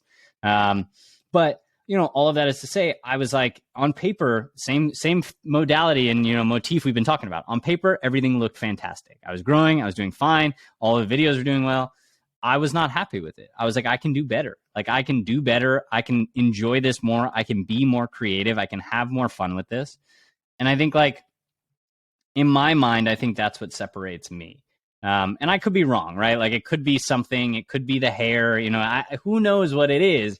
But all I know is that, like, for me, I look at it and I say, what is going to be that balance between I love doing this and, like, people actually want to see this? And, I'm really intentional about how I can make that happen. Well, here's the thing. And I feel like we've been in a very business-esque type conversation. And so I think this is a perfect segue to kind of push this more towards consciousness and spirituality. Please. Is exactly what you're saying, I think, is the key to it, right? Because the whole outside validation is coming in. You have plenty of validation from the numbers to what I'm even saying to even these comments. But in your mind, it's like, I'm starting to lose the love for it, or I can see it being better. Right. And coming from a consciousness and spirituality point of view, you can feel that. Like, it's an energy that we feel within ourselves when we see content that you're putting out, or you hear it in my voice whenever you listen to this podcast. It's you're doing the thing that, and we could talk about the esoteric nature of why we're here, but you're doing the thing in which, we could have a conversation whether or not I selected to be here. And I'm down for that conversation if we want to get there. We might be on it because I feel like we've talked about death enough here. I'm losing. I'm going down too many rabbit holes. I'm opening up too many rabbit holes. I love it. We'll have time. And so you're channeling let's say the energy frequency of love, desire, passion, and you're putting it into your work of art, however that might be. And I think a whole bunch of great artists have done this in the past, where they capture this feeling or this energy of whatever it is and they put it into their modality. Whether you have, you hear this with a bunch of artists who either go down the psychedelic rabbit hole, or ones that basically spend their entire life in despair and distraught, yet they take that, they channel it, and they put it into their work. And without using any words whatsoever, of course, nowadays we're using words, but if it's artwork, if it's artwork, they can channel that energy into what they're doing, and you feel it with every stroke of the brush that you see on on this painting that's in front of you. And so it's really beautiful to hear you say, like, if you think it's bad, it doesn't matter what everybody else is saying to a level. It's like you need to make that internal pivot before you start putting stuff out that is trash, maybe. And like, you would just feel that in the way you're producing it. And that's where it comes out into your work as being this beautiful, authentic thing that maybe you only see, but you're making that next step before everybody else sees it, which prevents them from seeing it in the first place. Yeah.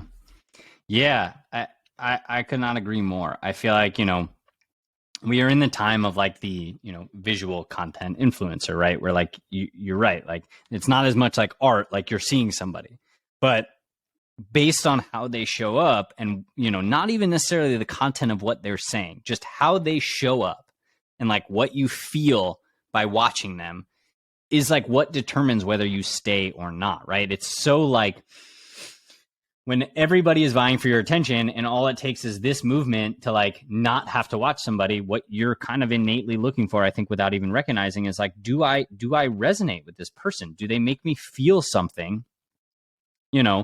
And I think I look at it and I'm like, anybody can kind of grow a following if they're able to play enough with like the video tricks, distract you enough, and have a decent enough message.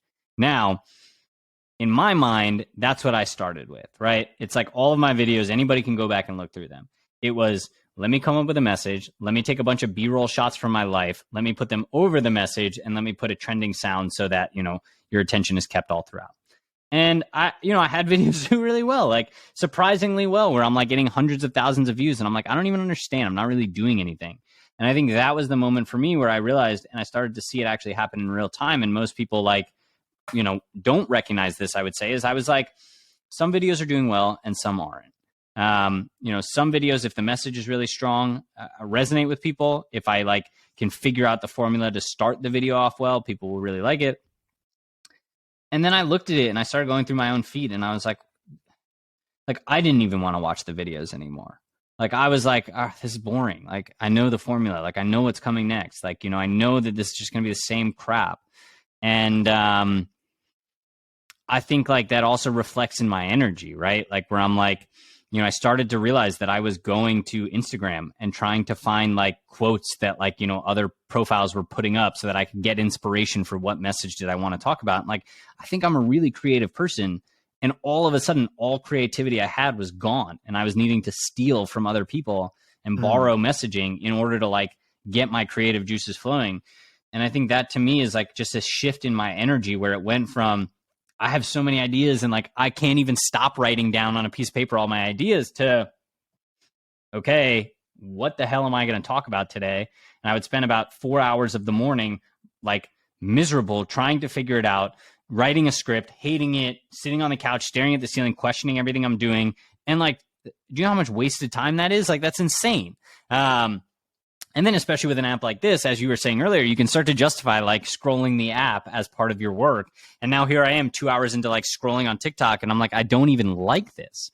And I think that's like was for me a really conscious shift to be like, if I'm going to be putting energy out there, like I need to like these videos. I need to want to go back and watch them. I need to be surprised by what happens because they're not all the same.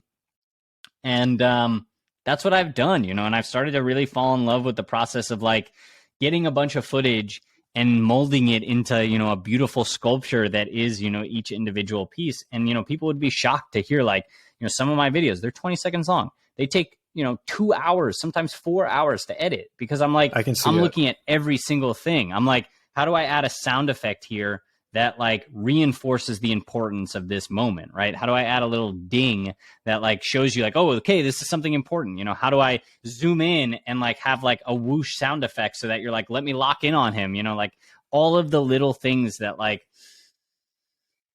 are probably stuff that people don't even notice because like, who the hell would notice all that stuff? I'm staring at my video for 4 hours trying to figure out, okay, how do I take this and create the most beautiful piece of art that like, regardless of how many views it gets, I'm like, that was cool. I spent like, I would say 12 to 14 hours on this video of me making coffee and got like 500 views. My worst video I probably ever put out. And I think it just goes to show, man, it's kind of like, look, as long as you like it, and like, I will say it definitely like affected me when that happened, right? Like, I think for a day I was feeling pretty shitty and I was like, gosh, did I make a mistake? Like, should I not have like made my videos so refined? And like, should I not have spent so much time, reflecting on what they should look like? Should I just stick with the old formula? And I was like, no, like, when you're sharing yourself, no matter what you're doing, right? Like, and I want to go deeper into the consciousness stuff and less on the business side, but last point I'll say is like, even something like Apple, right? Like Steve Jobs was so intentional about what are you going to feel when you open an Apple product? Like they literally put a puff of compressed air into the, box so that it's like, it has this like satisfying liftoff feeling that like we all know it has when you open like a MacBook. It's like difficult. It's difficult to open it up. It gives you a little bit of like, and then once it opens, it's like, it's like a very refreshing, like you got it open. And like that stuff is like stuff that nobody would ever notice. But when you hear it, you're like, holy crap, that is insanely beautiful. And like, yes, there is a reason why I love unboxing Apple products. I didn't even know what it was. It's like even like the little like rip things they have for like the plastic, when you like get like a AirPods box and there's like that little thing that you rip and it's like everything is a piece of art. Intentional and it's made to invoke feeling, right? And I think that's all we are. In the beginning of this conversation, we talked about it. We're literally just balls of energy that like, change and, vibrate in different colors based off what we're feeling. So like if you can, as a product, as a person, as a creator, hit that energy source in somebody else and make them feel something, they'll stay with you 9 times out of 10. Like people want to feel stuff. And maybe this brings us right back to the beginning of the conversation. This leads us into some spirituality and consciousness. And, when it comes back to what we started this conversation with, the idea of, asking somebody how they're doing and they say good. Look, the way that you say good, oh, everything's fine, I'm good. There's a completely different resonance. You can hear it in everybody's voice, the way they say it. Like if you say, oh, I'm good, or you say, I'm good, like you pick up on all of that. And so then it creates this, I don't want to say a shift, but a dynamic is created where you and maybe not like Andrew, but like your spirit, your soul can feel and resonate with what they're saying, but you don't know how to approach it because they're not being completely honest with you. Maybe they're not even being completely honest with themselves about how they feel. And so it creates this interesting dynamic where you're not really sure where to take it because intrinsically, something's wrong, but it creates this imbalance of not knowing to go the step further.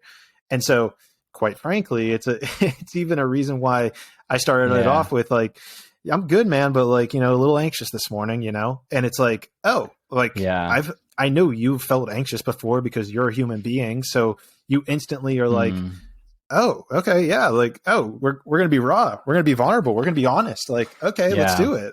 There's not many people that do that. So let's open up that wormhole. Yeah. I will always say, I think the sign of like knowing you have a true friend is somebody that like you can just invite over and you don't have to have plans and like you don't even have to like watch TV. Like you can literally just sit. And I think like in my mind, right, like we all are energy. Like I don't care what you believe. Like, I think the best example is like, when you hang out with somebody or you do something and you either feel depleted or energized, right? Like that to me is like a very clear sign that like they're like, people and like experiences give off energy. So, if you're with somebody and you feel drained the second you leave them, that is a person that takes energy to be with.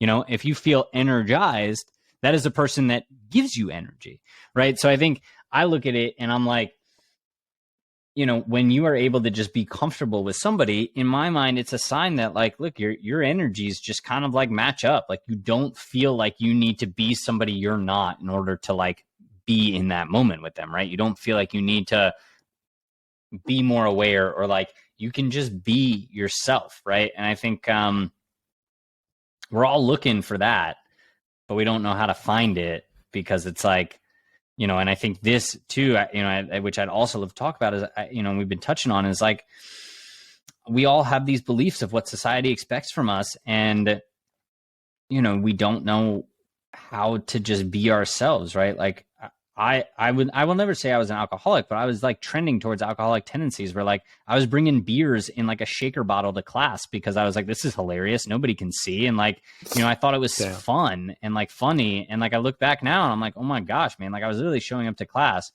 at like 5 p.m. on a Wednesday drunk and like continuing to drink and like raising my hand and answering questions and like thinking like all of it was like funny. And like, really like, it was a cry for help of like, look, I just want to fit in. I just want people to like me. I just want to feel comfortable in situations where I'm uncomfortable. And alcohol very quickly allowed me to do that. And when I stopped drinking, I lost every single friend I had because I realized that like most people we didn't get along. It was just, we had this one thing in common, which was a vice that was alcohol. And it allowed us to be in the same space together. Right. And I think, to me, being able to embrace who you are and find other people that vibe with that is like the real pursuit of life, not how can I make myself comfortable in every situation? Yes, you'll have to do things that are uncomfortable in your life and like go to that wedding or go to that, charity dinner, whatever it is that, I don't know. I haven't been invited to any of these things yet, but when you get older and like things start to happen and you have to go to these things. But I look at it and I'm like, for the most part in life, you want to start to find the people that like you for you, and you don't need to do anything around them. You don't need to be anything around them other than you. I love that. And the one thing that was coming to mind, and I'm going to wrap the alcohol thing into this, and this could honestly even be a good TikTok video. And I think I might need to make a version. We should probably both make a version of it and see how they come out. But it's like this idea of it's like a rule of 3 or something like that. And, you want to categorize your friends, and that actually kind of feels like it sounds bad, but at least pay attention to them. And it's like, who are you willing to hang out with for 3 seconds, 3 minutes, 3 hours, 3 days, 3 weeks, 3 months, 3 years? Like, and what you do is you say to yourself, like, where does this person fit into that category? And like, pay attention to if you're actually following through with that. Like, ask yourself, Betsy, who, we always gossip about people. It's like, okay, where does she fit? Like, okay, maybe she's someone that I can only spend 3 minutes with, but then in your actual life, you're spending 3 hours with her. It's like, it comes to your energetic print. It's like, well, if I can't spend more than, if I feel like after spending 3 minutes with her, I'm getting energetically drained, why am I spending 3 hours with her? And this is something that then comes back to the whole drinking thing. And I think a crazy thing happens when you stop drinking, because I've experienced this myself where, you know, we are all energy. We're all vibrating. We're all light. That's what we are. We're light beings. That if you stop drinking, it's going to change your light signature. It's going to change your energy signature. And now you're literally no longer going to vibe with people who are drinking. And when people do drink, they're going to vibrate at a different frequency that you are. And I've experienced this myself and actually heard of other people. When you actually go out with people who are drinking and you're not drinking, you can feel hungover the next day if you don't like clear your energy of being around them, because it's crazy. It's actually really crazy. Yeah. And so you will literally take on their energy, even though you didn't drink at all. You didn't have anything, because of the way that, and this gets into whole light information and light fields and, or the information field, where you can take on literally different aspects of people just by being in their presence, just by being right beside them, just by having a conversation with them. You take on their energy just by being beside them, in a sense, because of the light. Yeah. I think it's called light field, or information field. It's a new thing of science they're starting to figure out, but that's my bit on that. Yeah. Yeah. I mean, you know, we were talking about this, you know, even like the last time that we chatted too, of like, like humans are such suggestive creatures, right? Like, you know, we've all seen those studies of like, it'll be like line A, the example line, and then like B, C, D. And it's like, you know, there's one person in the group that is like a plant, and they'll be like, oh, line A looks like line C, even though it's supposed to actually look like B. And it's like very clear to you. You know what I mean? You know, these experiments I'm talking about, where it's like, here, I got you. We'll do a visual where basically like everybody let's try to explain it. Let's try to explain it for people. I'll explain it. But right, like okay. It's basically like you have like line A, which is like the same size as line C, and it's very clear that it's different from B and D. B and D are significantly smaller, but there's one person in the group that's like, look, line A looks like line B, and then everybody else is like, yeah, it looks like line B, and like you're basically giving an answer you know is wrong, just in order to fit in with the group. And like, you know, in my mind, I'm like, this also like, you know, happens. We talked about this last time, the placebo effect, where like your brain is like, you know, you force yourself to believe that something is happening because like somebody told you it's supposed to. So we as humans get very suggestive to our environment. And the coolest part of all of this, on the flip side of like all of the negative stuff where like you're giving wrong answers and like, you know, you're not actually like, you know, drinking, but you feel hungover, is it also means that like you can wire your brain to do the things that you want it to do. Right. Like, 100%. You know, I might kick myself for saying this if it happens, but like, knock on wood, I don't get sick.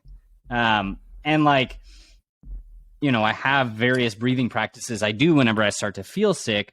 But like, I also think like, even if the breathing practices don't work, the fact that I feel like I'm doing something in order to prevent myself from being sick suggestively like helps my body's, you know, nervous system and brain and whatever actually like fend off whatever sickness I'm feeling, right? Like, if you start to feel sick and all of a sudden you're like, I'm sick, and you lay in bed and you do all of the things you do when you are sick, you will be sick. Like your body will start to go into like its, you know, normal operating mode for sickness.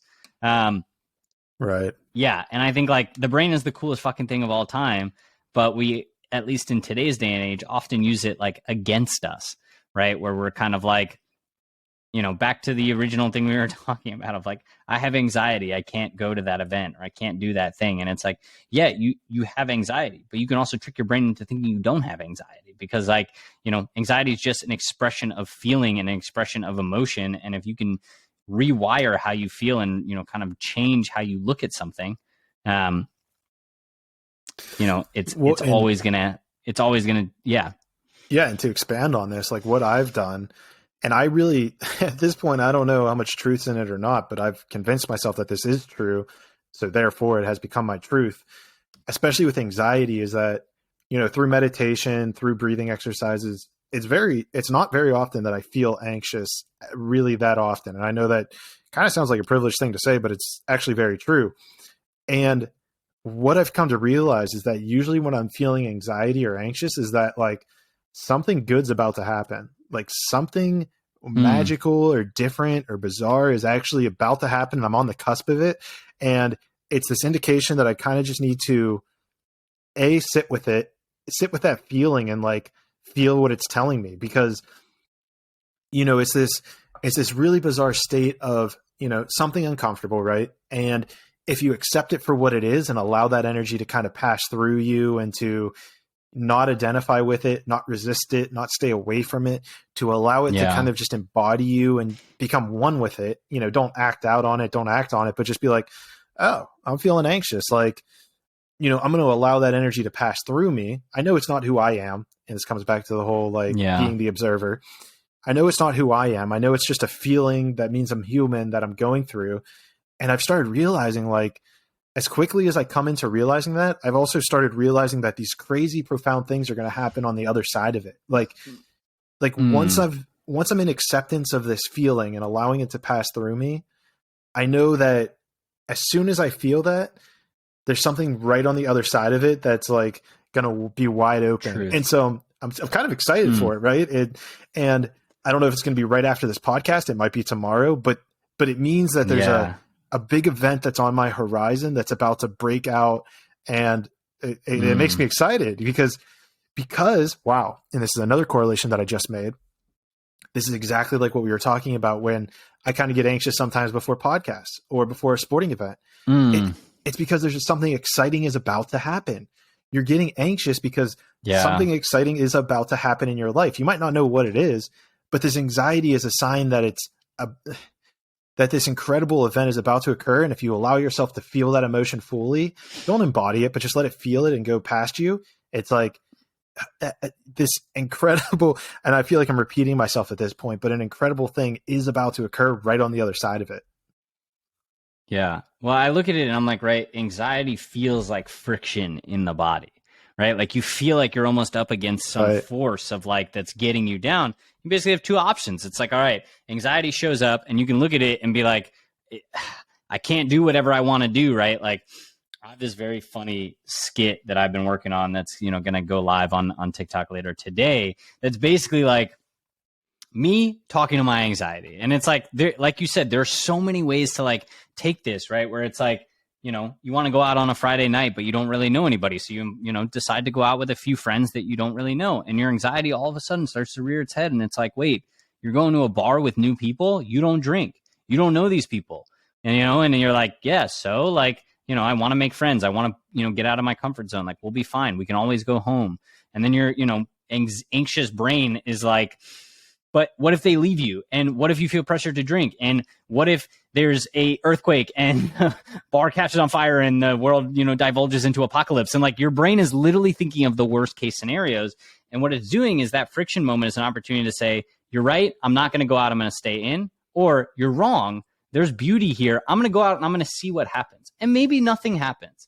But the more that you start to overcome that friction point that is anxiety, the more opportunities will present itself for you, right? Like, if you want to own your own business, post your own content, do things that like everybody says they want to do, it's all going to come with anxiety because it's uncertain. You don't know if you're going to succeed. And that uncertainty makes you anxious. You start to look at your bank account. You start to look at other, modalities. You start to look at time spent. Am I really cut out for this? Am I really capable? All of the numbers are invalidating, validating, et cetera, whatever. It's all a mental process. And if you can just keep telling yourself, if I just keep going, like there is something there, like the anxiety is okay, and embrace it and see it as like part of your waking experience, but don't let it push you back down into like a hole where you're laying on the couch and you're like questioning your life and you're feeling terrible.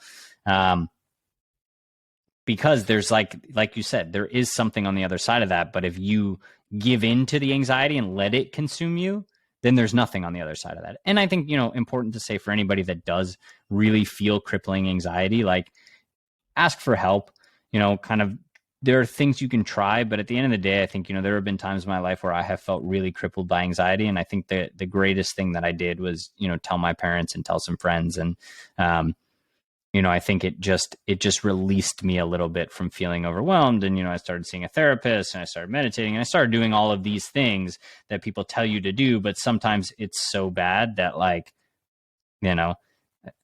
I think, we can talk meditation too, but the amount of times I've heard people be like, well, I try to meditate, but then I just get more anxious. And it's really just you're giving a space for your anxiety to pop up.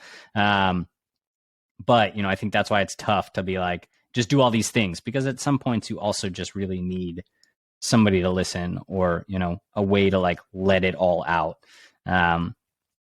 So I wanted to throw that clarifier in there. Do you feel like, because I don't know that I don't know about crippling anxiety. I don't know if I would ever label it as that, but I've certainly gone into like panic attacks before. Well, panic attack also sounds like a lot. Well, let me just phrase it this way, because I'm not sure that I can understand, but I'm not sure that I can fully relate. Do you feel like there's a level of getting into those deep, let's say, holes of anxiety that comes from a resistance to the anxiety? I think it's an interesting way to look at it. I think, yes, I agree. I do think that like a lot of times when you start to resist the anxiety and you start to try to ignore it and you start to like hope it'll go away, like it becomes worse, because like, what you resist persists. So, it's kind of like staying there. But I also think that like there have been moments in my life that have been so low that I just didn't even really like understand, right? Like I think like if you've never really been super anxious before, you don't know what anxiety is like the first time that you start to experience it, right? So you're kind of just like, oh, something doesn't feel good. Okay, well, what does feel good? And then you start to reach for that, right? And for me, that was the bottle. So, when I started to get anxious, I would just drink. And, it still persisted. So I just drank more. And this will numb it. I think, yeah, I mean, that's the tough part too, right? Is like even something like TikTok, right? You feel anxious. Like TikTok is great because it's like, it's so mind numbingly like simple and enjoyable. But the second you remove it, the anxiety floods back in like 10x, right? Because you've basically like ignored it and it's like knocking on the door, like, hey, I'm still here, buddy. Like you're not getting away from me that easily. And then what happens, and I think like, I've even seen this now in my life at times when, I do want to resist my anxiety, or I do want to like not confront whatever I'm feeling, is I basically sometimes will try to distract myself until it's time to fall asleep. And I think, it's a tough spot to be in, right? Like, yes, I would like to say that every time I feel anxious, I know exactly what to do about it and I can overcome it. And like, but the mind wins, like, I mean, it's like, it is the most powerful element on the planet. Like that, people say it's water. I'm like, man, my mind is as strong as it can possibly be. And no matter what I try to do, there are times when it'll just get me down. And I think, that's why I like to add the caveat of like, ask for help. Don't let yourself deal with it alone, because I think like that's the hardest part too, right? Is when you start to add all of these other elements of, nobody else feels this, it's just me, I'm a weirdo, I'm a loser, how could I feel this way? You start to really get into a scary place where you're saying stuff to yourself that will make your mind basically turn on you. And yeah, I think that's not a place anybody wants to be in. You're almost allowing, I don't want to say allow it, but you're almost aiding it in that turning on, because of how powerful it is. It's your subconscious mind is picking up all of these signals that you're feeding into it from, just the words that you talk and the words that you think even. I mean, how powerful, and this is kind of what you started off with. And I always love this concept is, you're not your thoughts. And I think you made a YouTube or a TikTok video about that. Yeah. And I mean, that was probably one of the most, I think there was an after school video on YouTube that I saw that really broke my mind to that concept, however many years back. And it's so profound because you start realizing that you're this, just something, whether or not you're on this page or not, let's just, for sake of argument, we'll say you're just something that's beyond your thoughts. It's like, you're not your thoughts, because you can sit here and say, I am a dragon, I am rich, I am poor, I am wealthy. And those are all different thoughts, yet they have no bearing on who you truly are. And so what becomes fascinating by that is that these thoughts, these programs that you've been running on autopilot throughout your entire life, you break away from that and you're like, well, what am I? And this kind of comes into what people talk about with like the dark night of the soul, where it's like you realize that these programs that you've been telling yourself, these messages, you're like, oh wait, I picked that up from my parent. I picked up this up from that parent. This programming came from this person. This event in my life happened here. And you get to this certain point when you're like, holy shit, like, what am I? I thought that I was all these things, but yet in reality, these were all just like subconscious programs that I was getting fed in from, usually a place of shame, guilt, or fear from somebody else who I then associated that as myself. And it's like, what am I? Like, what is this? What is happening here? Yeah.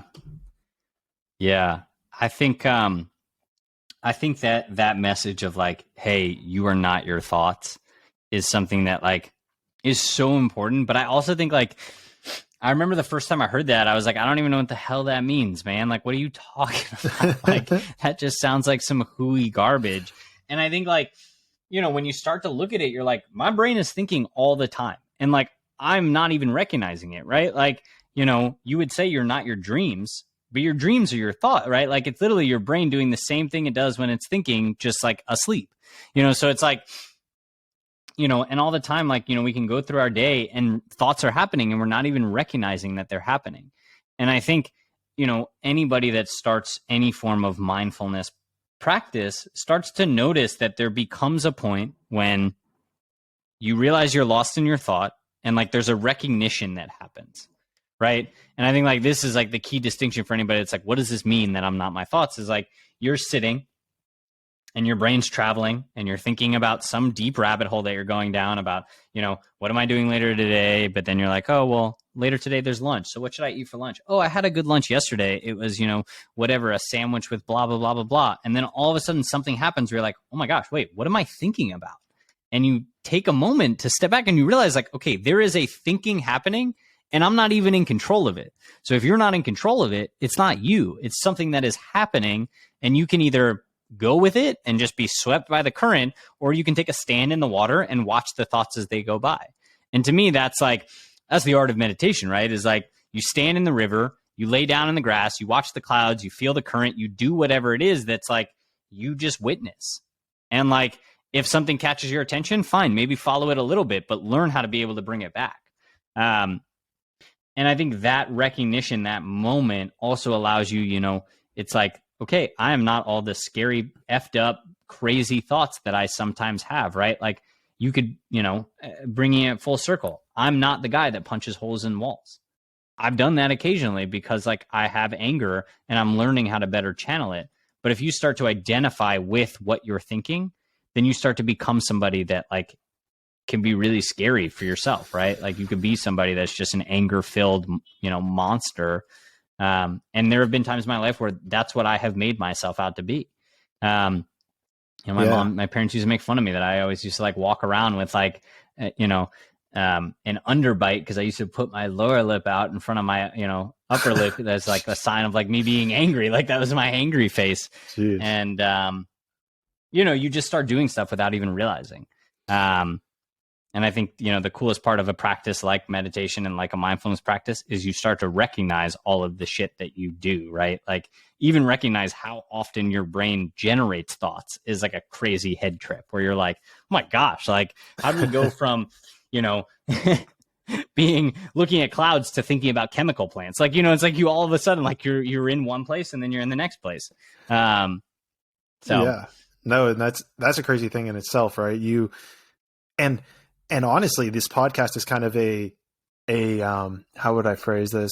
A version of that, like an outward projection of that brain function, because, you know, we're talking about brain function now, but, you know, you go back to the beginning of this podcast and there's an entire journey that our conversation goes on that gets us to exactly where we're at right now.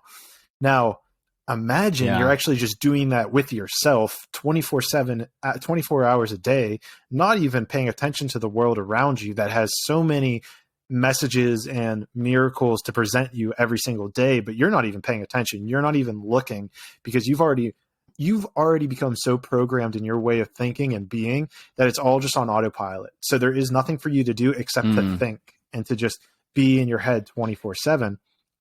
And Alan Watts says it best, where it's a great tool, but a terrible master.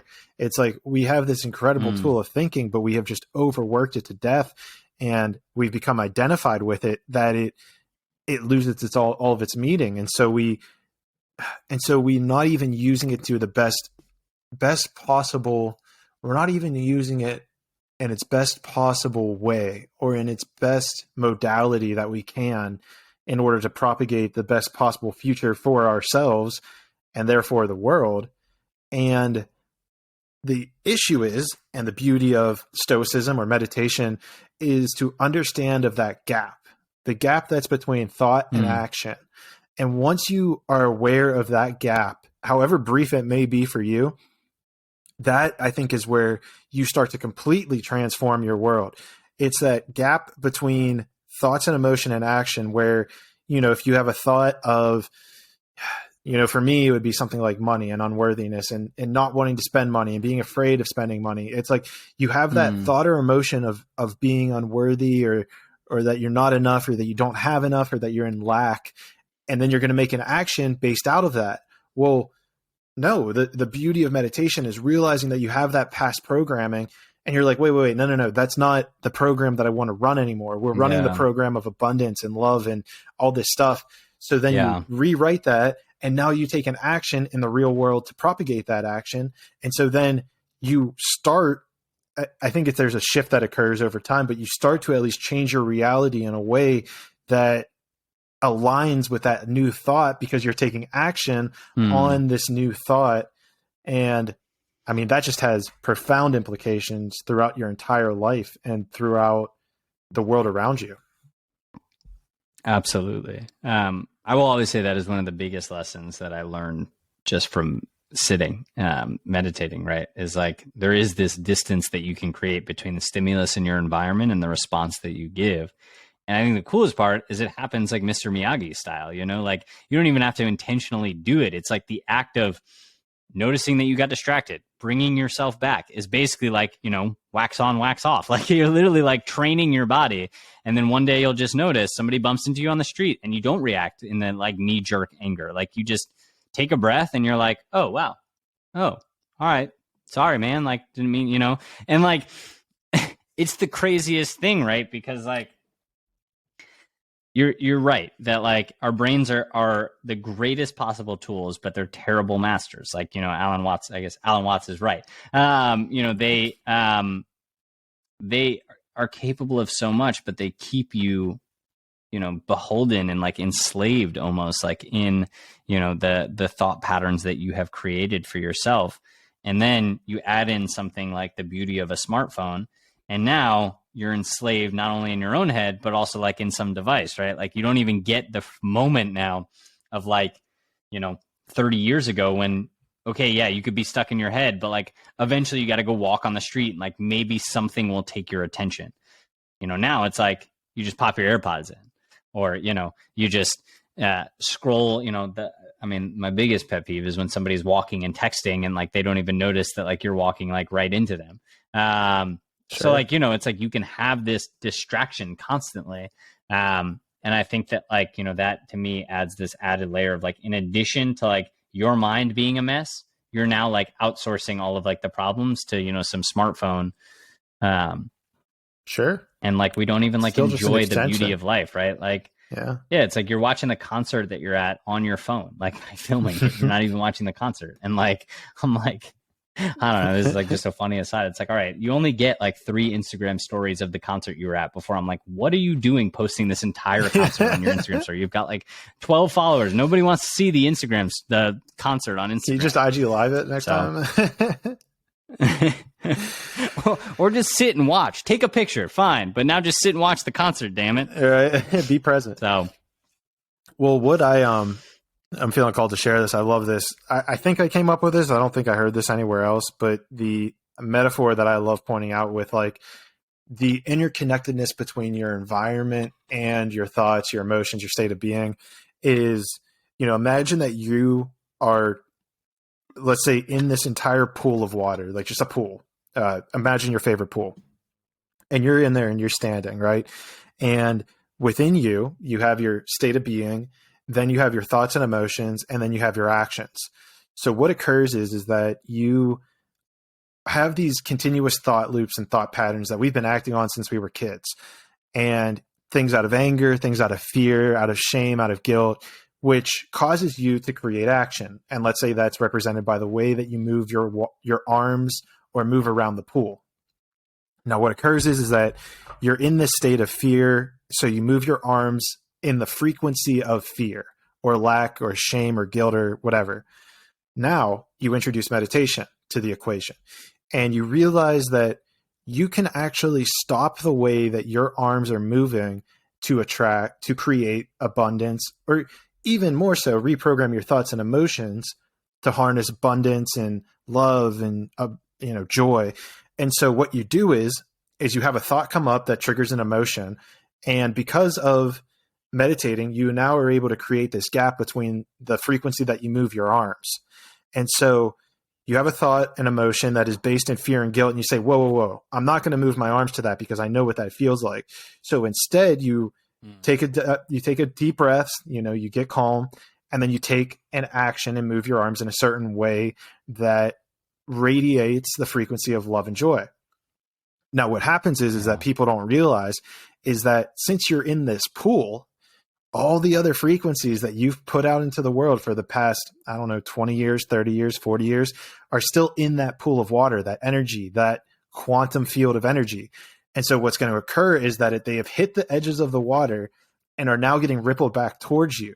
So what happens is that the outside world is almost this reflection of your past thoughts and emotions that are now coming back to you and are going to trigger an emotional state from you that is going to remind you of those thoughts. And now your goal with meditating is to realize that this is a past event that you had created X years ago in your life, and you need to separate yourself from it and say, whoa, whoa, whoa, whoa, whoa. This is a past feeling. This is a past emotion. And you do the process again. So that way you're not acting out. Yeah. And now over maybe the course, it takes a day, 2 days, 3 days, a month, a year, you are continuously vibrating at this frequency of love or joy and actually putting those ripples out into the water around you. And now after a year or two, those ripples are going to start coming back to you and you're going to start feeling it, and it makes it easier. Yeah. And this is now come to a biblical thing when, I think it might've been Jesus, but somebody said, those who have some, more shall be given. Those who had nothing, all shall be taken. It's because those ripples in the wave of the quantum field or of the pool are adding to that emotional state that you were already in, that's propagating your beliefs. You're seeing in the world around you, and it's validating what you already held true and believe. So therefore you continue to carry it out. And thus it becomes this either race to the bottom or race to the top, depending on the mental state that you put yourself in to carry out the actions that are your arms in this pool of life. Super well said. I look at it and it's like, I have always been the most skeptical person that like you can imagine, you know what I mean? You talked about your dad, and like my dad's my best friend, but like he's a very cynical guy and he looks at the world as like it's very real. Like unless it's real, there's like nothing, so we didn't grow up religious, we didn't grow up with beliefs, we didn't grow up with much spirituality. And when I dove into this world of spirituality when I was, 18 years old, I didn't want to believe a single thing that like didn't make sense to me. Right. Right so there like, with you, man. I know like, and that's what's cool, right? Is now like, I think I asked so many questions, right? Like, I would sit, in college with Buddhist professors and Hindu chaplains and like ask them like, explain reincarnation to me in like a scientific sense. Like, how could it possibly work? And like, I think what's so cool is like all of this skepticism has now made it so that like whenever I can now speak to like, I am very spiritual in my own right, but whenever I talk, I try to keep everything super like, let's just like look at this from like a very clear perspective. And I think like when you say like, you're basically saying like whatever you put out is what you attract. And like, that is just beyond true. And like, I think most people are like, how could that work? Like, I think it's Esther and David Hicks, or I have their book somewhere, like Asking It Is Given is like one of the greatest books of all time. And it's basically this thesis of like, if you put out certain energy into the world, if you ask the world for something and you give space for the world to deliver it to you, it will come your way. Like, that is the law of attraction. The problem is that most people ask for something, but don't really believe it in their head, right? Like, you're like, I want money. But then in your head, you're like, I don't deserve money. You know, there are all these other feelings that like are wrapped up in the ask for money. And what happens is, and I like taking this from like, what is the most real sense that somebody could look at this, right? It's like, when you are nice and you put out good energy into the world, it gets reciprocated, right? Like, we're all beings. So like, if you go and you're like, you know, this happens to me all the time. Like, if you are nice to people at your local coffee shop, eventually you will get free coffee. Like, hands down, I'm willing to bet it 100% of the time. If you are nice every single time that you walk in there, if you try to make conversation, if you ask somebody about their day, if you actually care, people will do things for you in response. What you put out is what you will attract back. So if you're giving somebody something that they feel good about, they'll give you something that they will know makes you feel good, which, you know, in this case will be free coffee. When I lived in South Carolina for a year when I was writing my book, and there was, you know, small town. So like one coffee shop, I was there all the time writing my book. I ended up becoming friends with the baristas. I gave one of the baristas my book and she gave me free coffee for an entire year. I did not pay for an entire year. Damn. And I'm like, I mean, first of all, it's like an insane amount of savings, but, you know, I think, and I won't name the coffee shop so that, you know, she doesn't get in trouble for giving me free coffee. But, I think, you know, looking at this idea of like, look, from a very logical standpoint, if you put out good energy, you will get it back. But if you put out fake good energy, if you're like, look, I'm just going to do things for people because that'll hopefully give me something good, you're not going to get good energy back, right? We've been talking about this the whole time. Like, people feel energy. Energy goes out, something connects with it and like brings it back. And there is this law of attraction in the universe that, like, if you want to take something a little less like rigid as like you're nice to somebody, they're nice to you back, you know, if you want money, you will start to put yourself in the headspace to be able to get that. But if there is a negative thought going on in here that's like, I don't deserve it, you're never going to get it because you're going to keep finding ways to punish yourself, thwart yourself, get in your own way of what you want because you're like asking for something but not really putting out the energy, right? And I think to your pool analogy, it'd be like, oh, I realize I'm putting out, you know, fear. I'm going to put out love because that's what I want to be putting out. But like, really, you're not able to do that unless you're actually being intentional about it. And I think that, like, you know, that to me is like the biggest distinction is like, this stuff can't be faked. Like, you got to really feel it. And I think like most people too in our society want instant gratification, right? You want to be able to say like, I want money, and the next day you win the lottery. But like, that's not going to happen. You know, you have to be willing to trust, be willing to put out the energy, be willing to put in the work constantly to get better. Because whether people want to hear this or not, you've been putting in the work constantly to get to where you are right now. It's just not been the right work. So, you know, if you put in the right work, you will get to the place that you want to be, right? Yeah, the greatest analogy I ever heard in like the world of fitness was like, if you are out of shape right now, you can't just go to the gym and expect it to change overnight. Like, this is years of neglect that like you need to now put years of non-neglect into in order to like get to where you want to be. But we hope that, like, you know, going to the gym once or sitting and meditating once or one therapy session can block years of neglect. And that's just not how it works.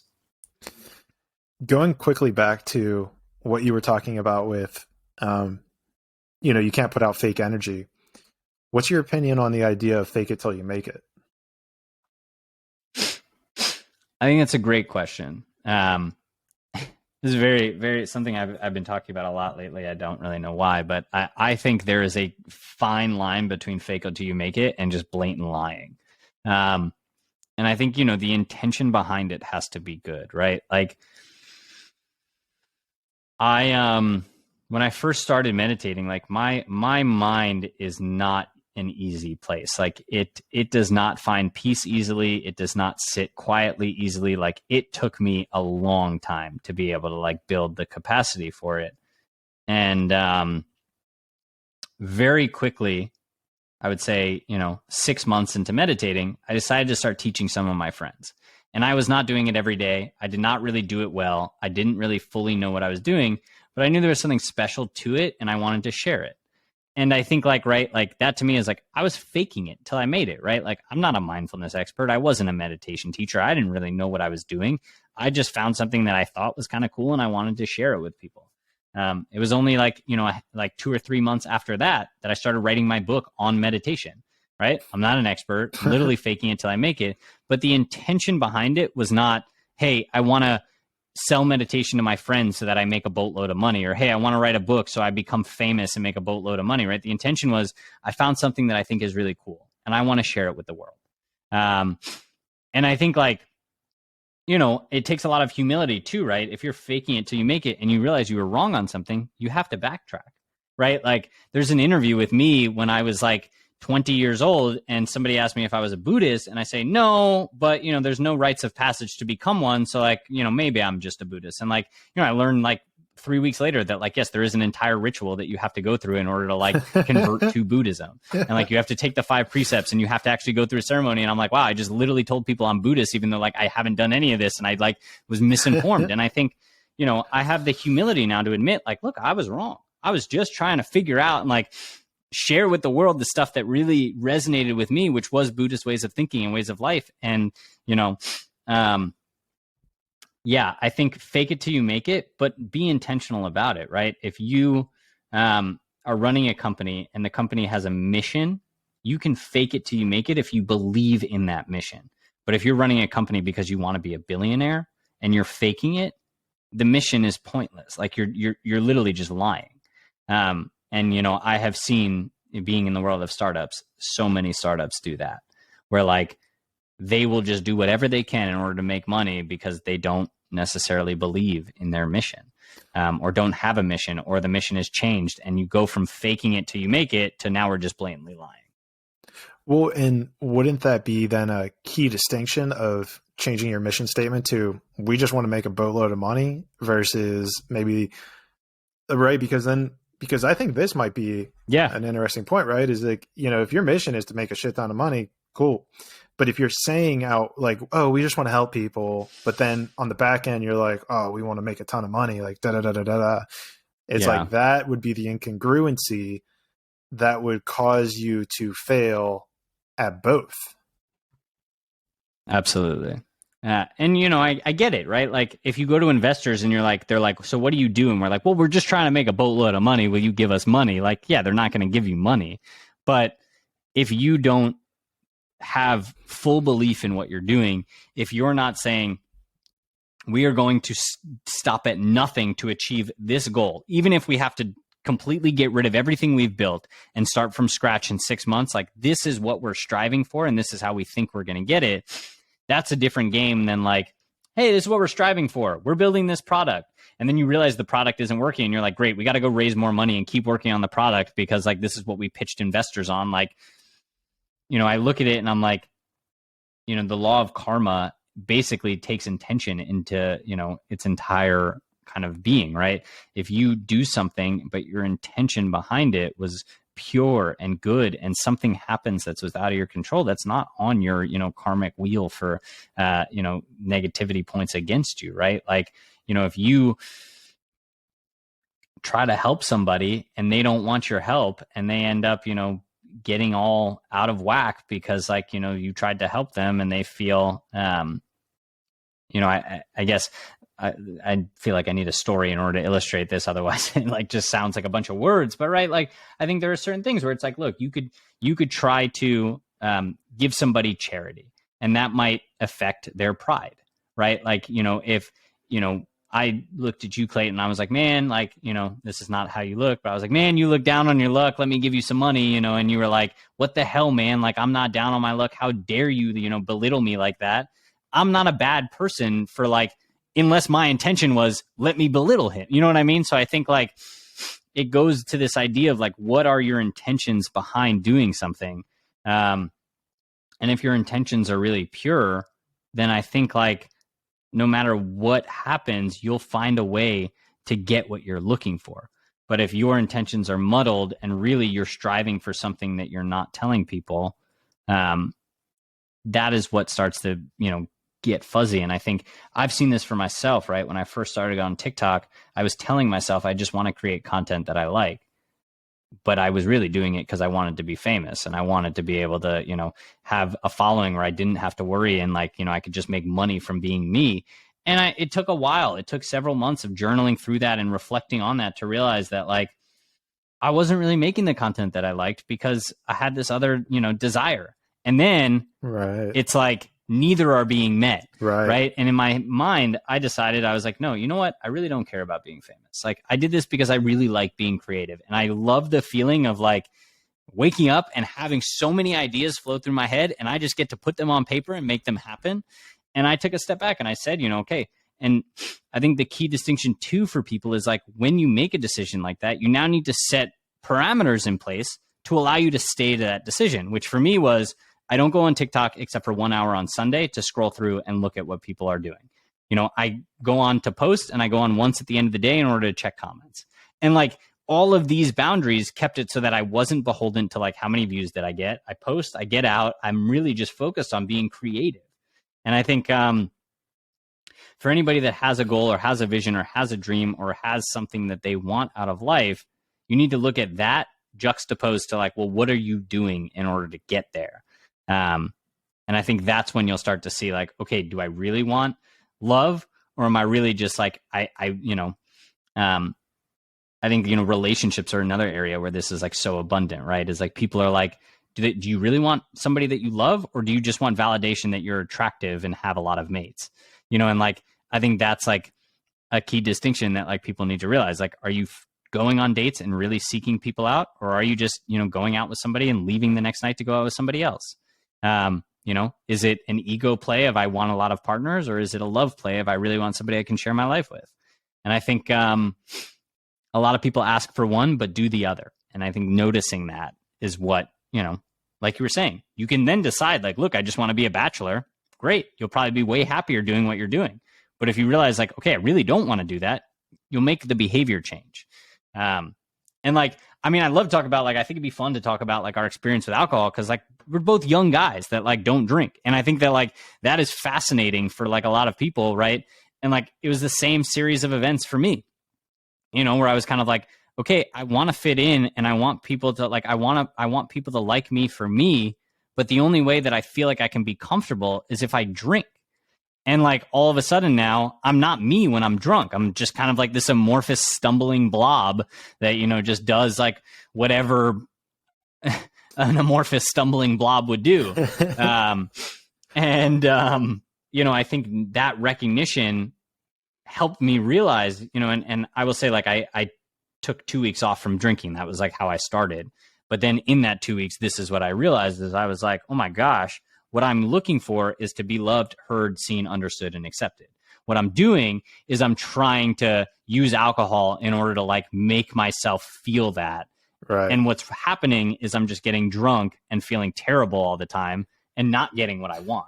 Well, so yeah, and I think probably one of your more viral TikToks was about like how you spend your sober weekends, which I think probably was a part of what captivated me because on my path, whenever, you know, I was probably, I think 25 or 26 at the time, realized that I hadn't been sober for 7 days or like I hadn't gone without a drink for 7 days since I was like 18 or something, which to me was like, holy shit. Like I always told myself I wasn't an alcoholic, but if I have to go this often with a drink, then maybe I am, you know? So for me, like you're saying, it was like 30 days without drinking.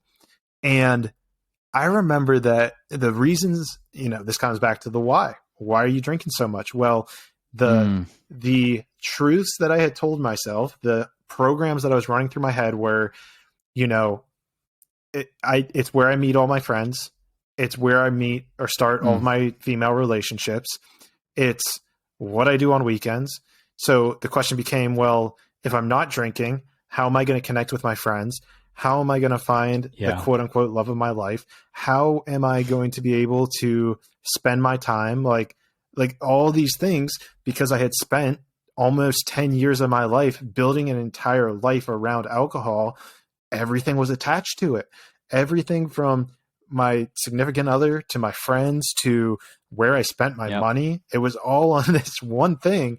And it was like, holy shit. Like talk about limiting beliefs, man. Talk about confining your reality to a specific thing. And First of all, if that's anyone's concerns, I'll tell you that I've been good on all those fronts since stopping. So, and with that being said, I'll have one like here and there, but like even now I get hungover from just like one glass of wine or like, one beer. And I'm just like, I can't do more than that. But regardless, getting back to like the limiting beliefs and the why, it's like, come back to your why. Why are you doing it? Yeah. I'll be the first to say, I don't think there's a problem with drinking. Like, sure. I think like, if people have a healthy relationship with it and they enjoy, like there's beauty in the creation of like craft beer and the creation of wine, overseas in Europe. And like, it's an art and like, there are people that embrace it. But the way that I think our culture has adapted in the US is like, you basically start binge drinking at like 16 years old.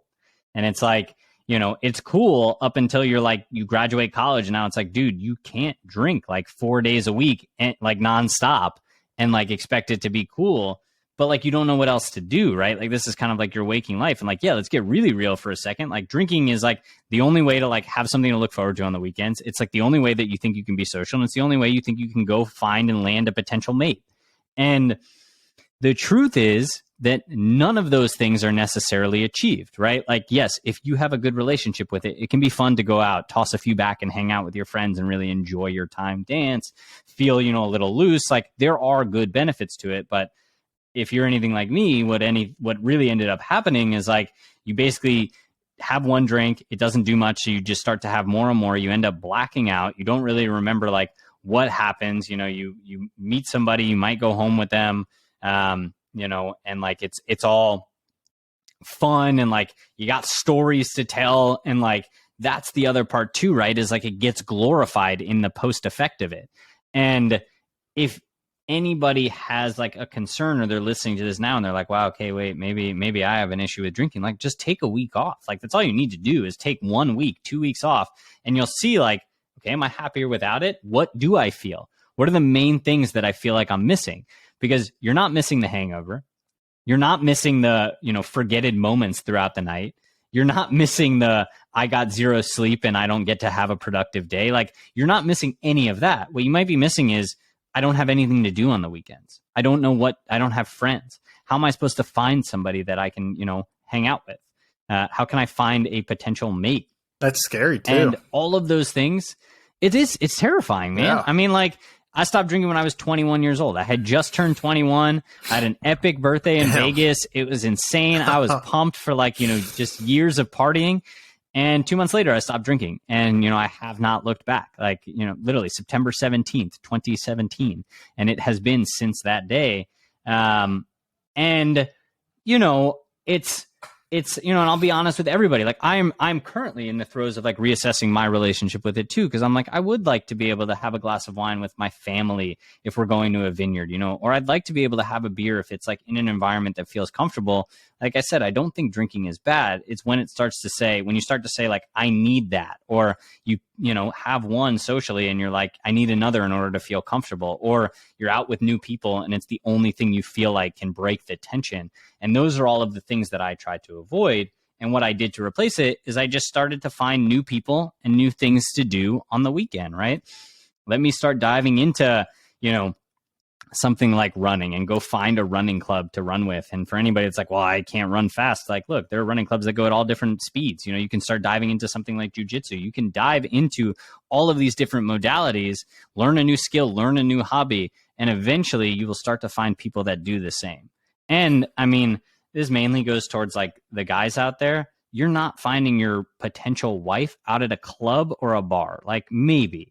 But really, like, what's more likely going to happen is like you'll find somebody if you can walk up to them at a coffee shop or like in the middle of the park and like just start a conversation, or go to one of these events, go to a running club, go to a, jujitsu class, go to a workout class, and like you'll meet somebody there. Like, these are the places where you will actually meet somebody.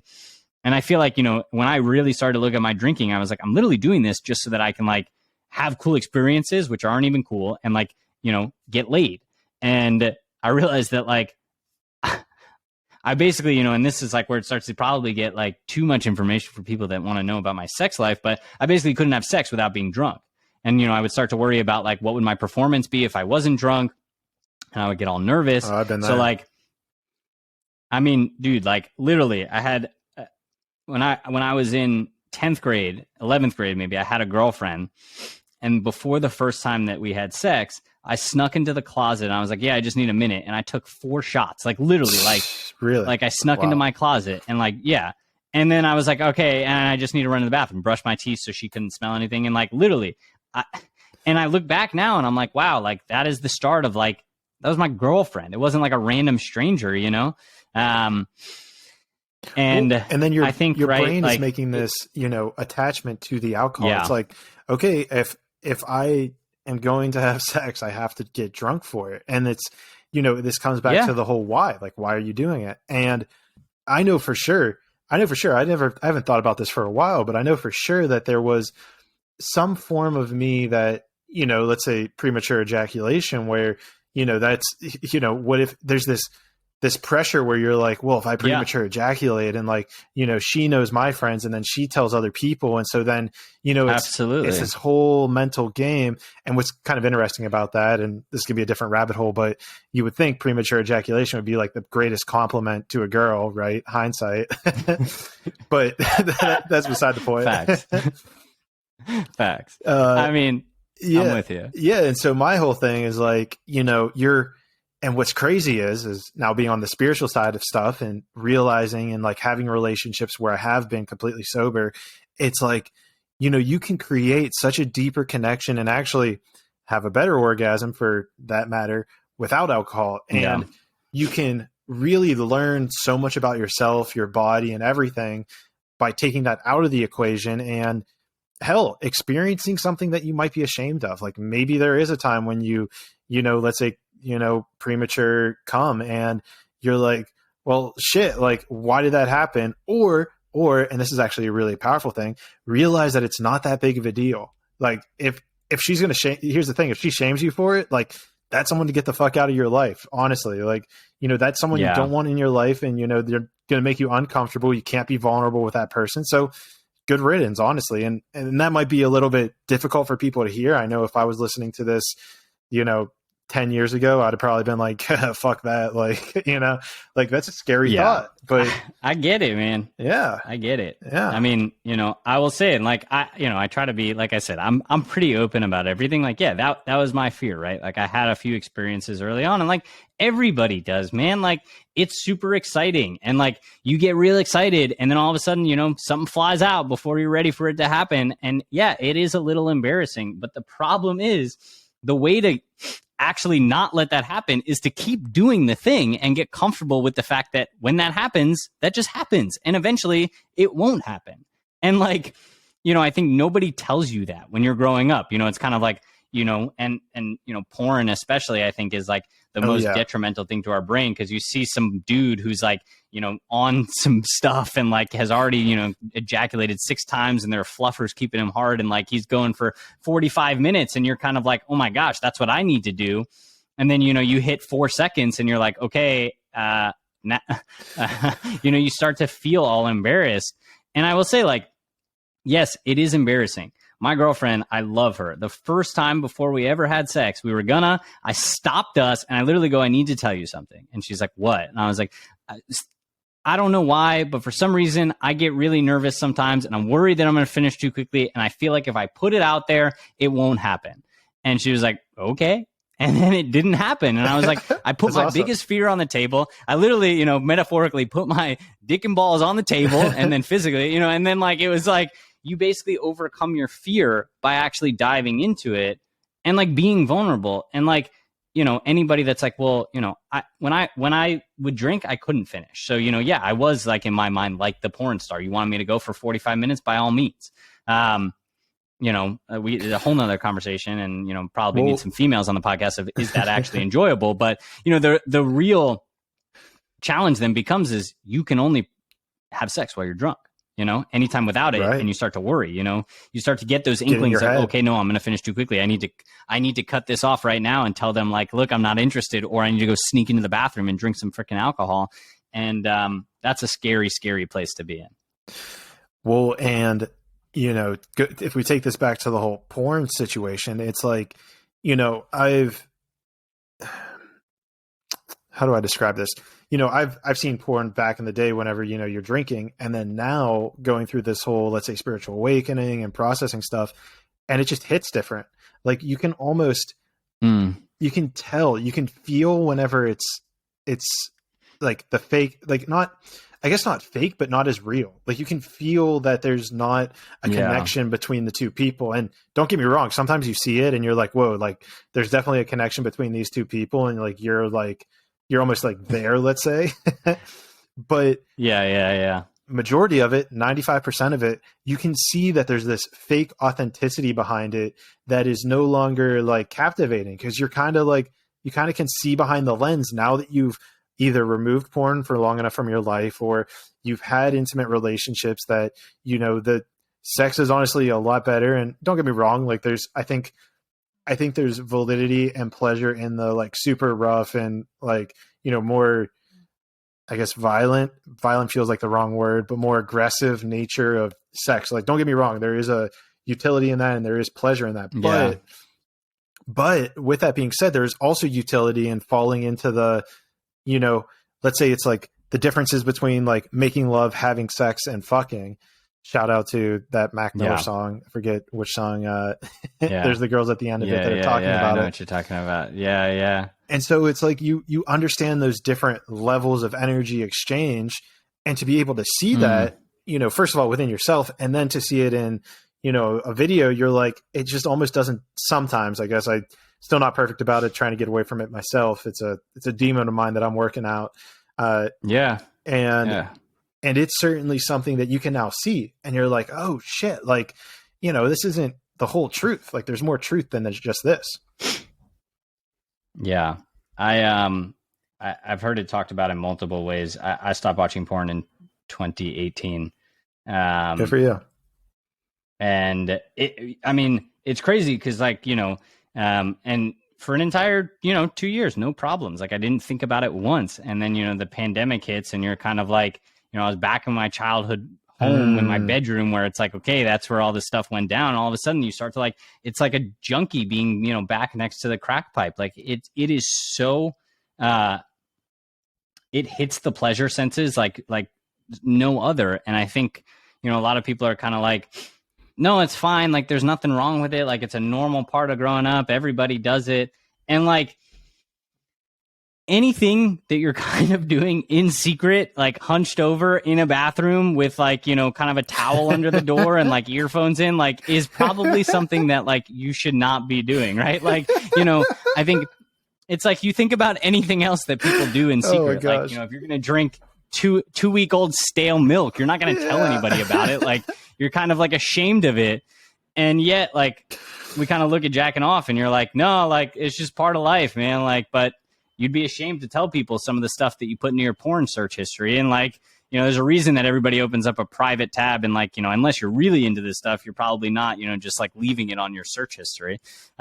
So, I think recognizing too, it's all, like we said, it's all about recognizing like what are you doing and why are you doing it? And if you're trying to get pleasure out of this, what you're really probably saying is like, I'm sad and like, I want somebody that I can be intimate with.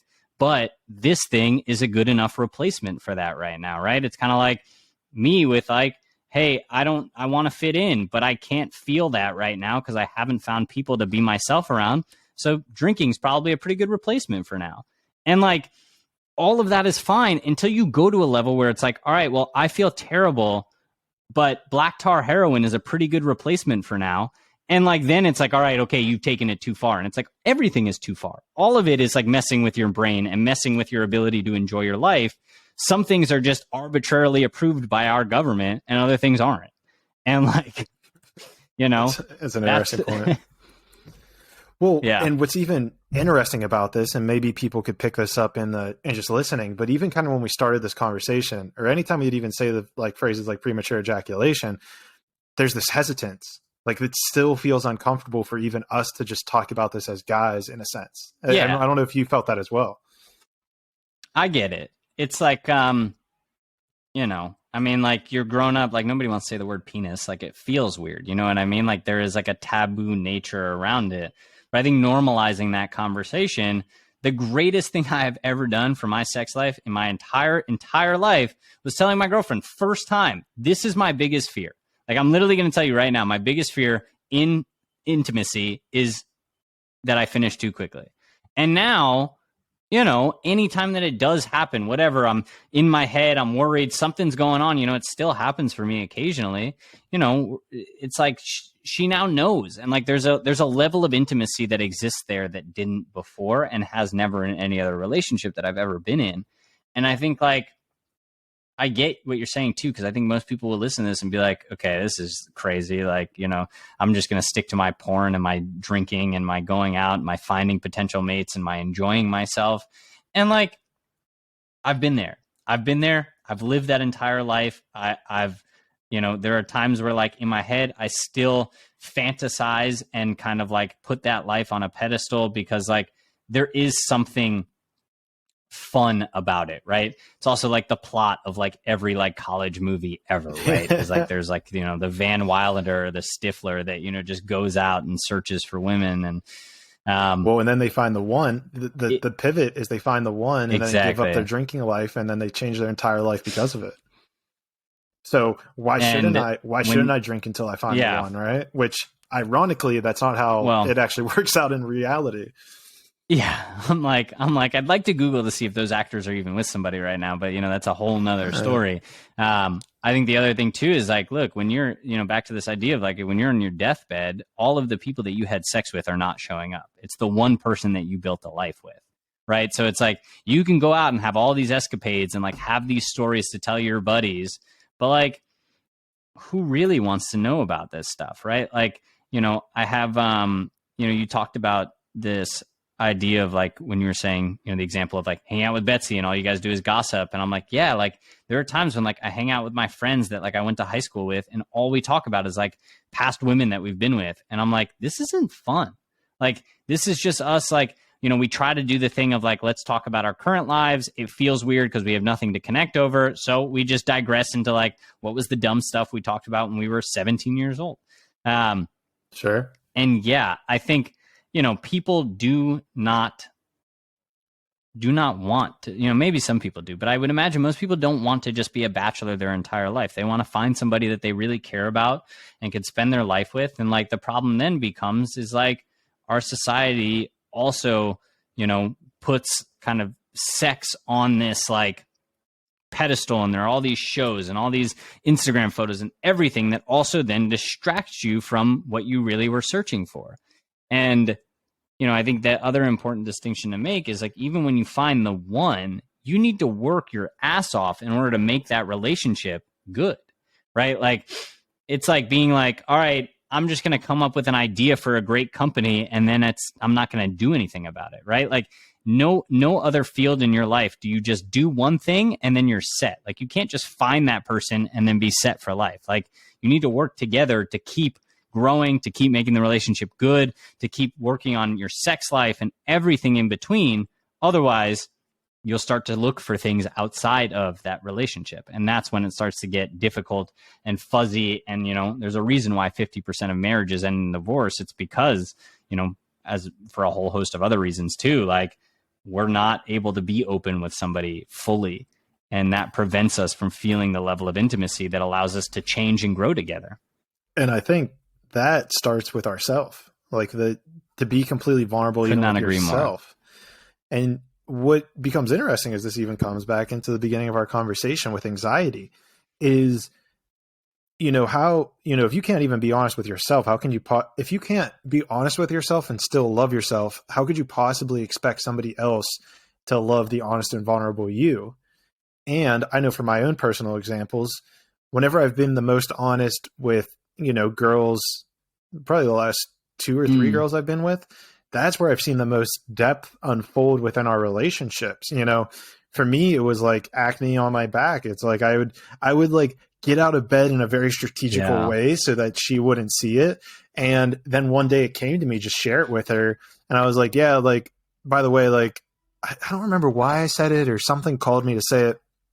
I was just like, hey, by the way, like, you know, something about acne and like, you know, and she just kind of is like, oh, like, okay, like this is my biggest insecurity. And I'm like, wait, what? Like, I was like, we're not going to make a big deal about that. Like, this is this thing that I've held up for so long. And I'm like, I can't let any girl like see my back because I have acne, blah, blah, blah. And it's like, wait, you're just going to accept me for who I am? Like, it's okay to be vulnerable. Like, you're not going to lash out at me. Like, I created that entire monster on my own.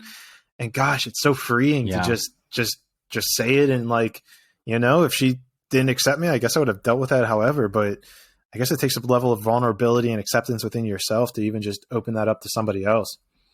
Yeah. And also it's like too, I mean, everybody says this and it's much harder to believe, but it's like, if you're going to be your true self and whoever in your life is like not accepting of that, that's not the person you want to be with. Right. Like, I think most people are like, look, like as long as I keep this hidden, we'll be fine. And it's like, I mean, it goes back to what I was saying in the beginning too. Like, why do you want your life to be fine? Like, you have the ability to build whatever life you want. The problem is, we want security, we want comfort, we want, self-esteem and belonging. We want all of these base needs when really what everybody craves is like being able to go above those and have growth and have contribution and have like true meaning in life. But we settle, right? Because it's like, well, they're pretty perfect and like, but it's just this one thing. And like, I just won't tell them and like, it'll be fine. And it's like, no, like if somebody in your life is there for you and you guys have an open relationship, in the sense of like communication, you can actually get what you're looking for. You just need to be able to ask for it, and talk through it and like do the difficult thing. And I think, imagine if 7 billion people were more vulnerable with like the people around them. And if people could show up to work and be like, somebody was like, how you feeling today? And you were like, you know what? I'm not great today. It almost like that in and of itself will make you great because you're like not hiding, you get to just be yourself. And, that was something for me that like I always wanted growing up and I could never have, I always felt like, all right, I'm a man. I need to keep everything close to, my chest. I can't cry in public. I can't feel emotions. I need to be locked the fuck down. And, that is the worst thing that you can kind of do for yourself. I completely agree. And I think at some level, what this touches on is like the element of toxic masculinity. And, there's always an element of me that was always confused by like the whole smash the patriarchy movement. And I couldn't figure out for the life of me, like what that conversation is because, I have preconceived notions. I have this radical belief that the conversation that is had in the media is never actually the conversation that needs to be had. There's always a little bit of a subjugation. It's like a little subsection that they try to use to polarize and divide people. And I could explain that to you from everything. I could tell you the actual conversation that needs to be had out of any political story, like whether we want to talk about climate change, abortion, blah, blah, blah, like, everything. But where we're going to start with the patriarchy was I couldn't figure it out for the longest time because to me, if you have a group of people yelling around about smash the patriarchy, I'm like, there's a part of me that resists it, but there has to be some truth to it because it's that feeling that I've had before with certain elements of politics where if I get resistance towards it, it means there's something I don't understand. So where I've come to with the whole smash the patriarchy thing is that the element of truth that's in it, or at least where I've fundamentally come to understand, is that we have a bunch of, and this also comes to toxic masculinity because I've always resisted that phrase as well. Yet I've realized that the truth in it is exactly what we've discussed in this podcast. And what we're bringing up is that we have a wounded masculine in society, which is the patriarchal structure that we are inhabiting at a grander scale. And it's a sub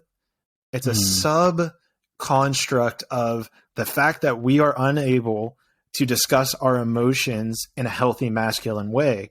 Therefore, we have perpetuated throughout culture this wounded masculine, this toxic masculinity, which I would put the category of anger. Like if you have to fight to express yourself, that's being toxic masculine. That's you having unhealthy regulation with your emotions.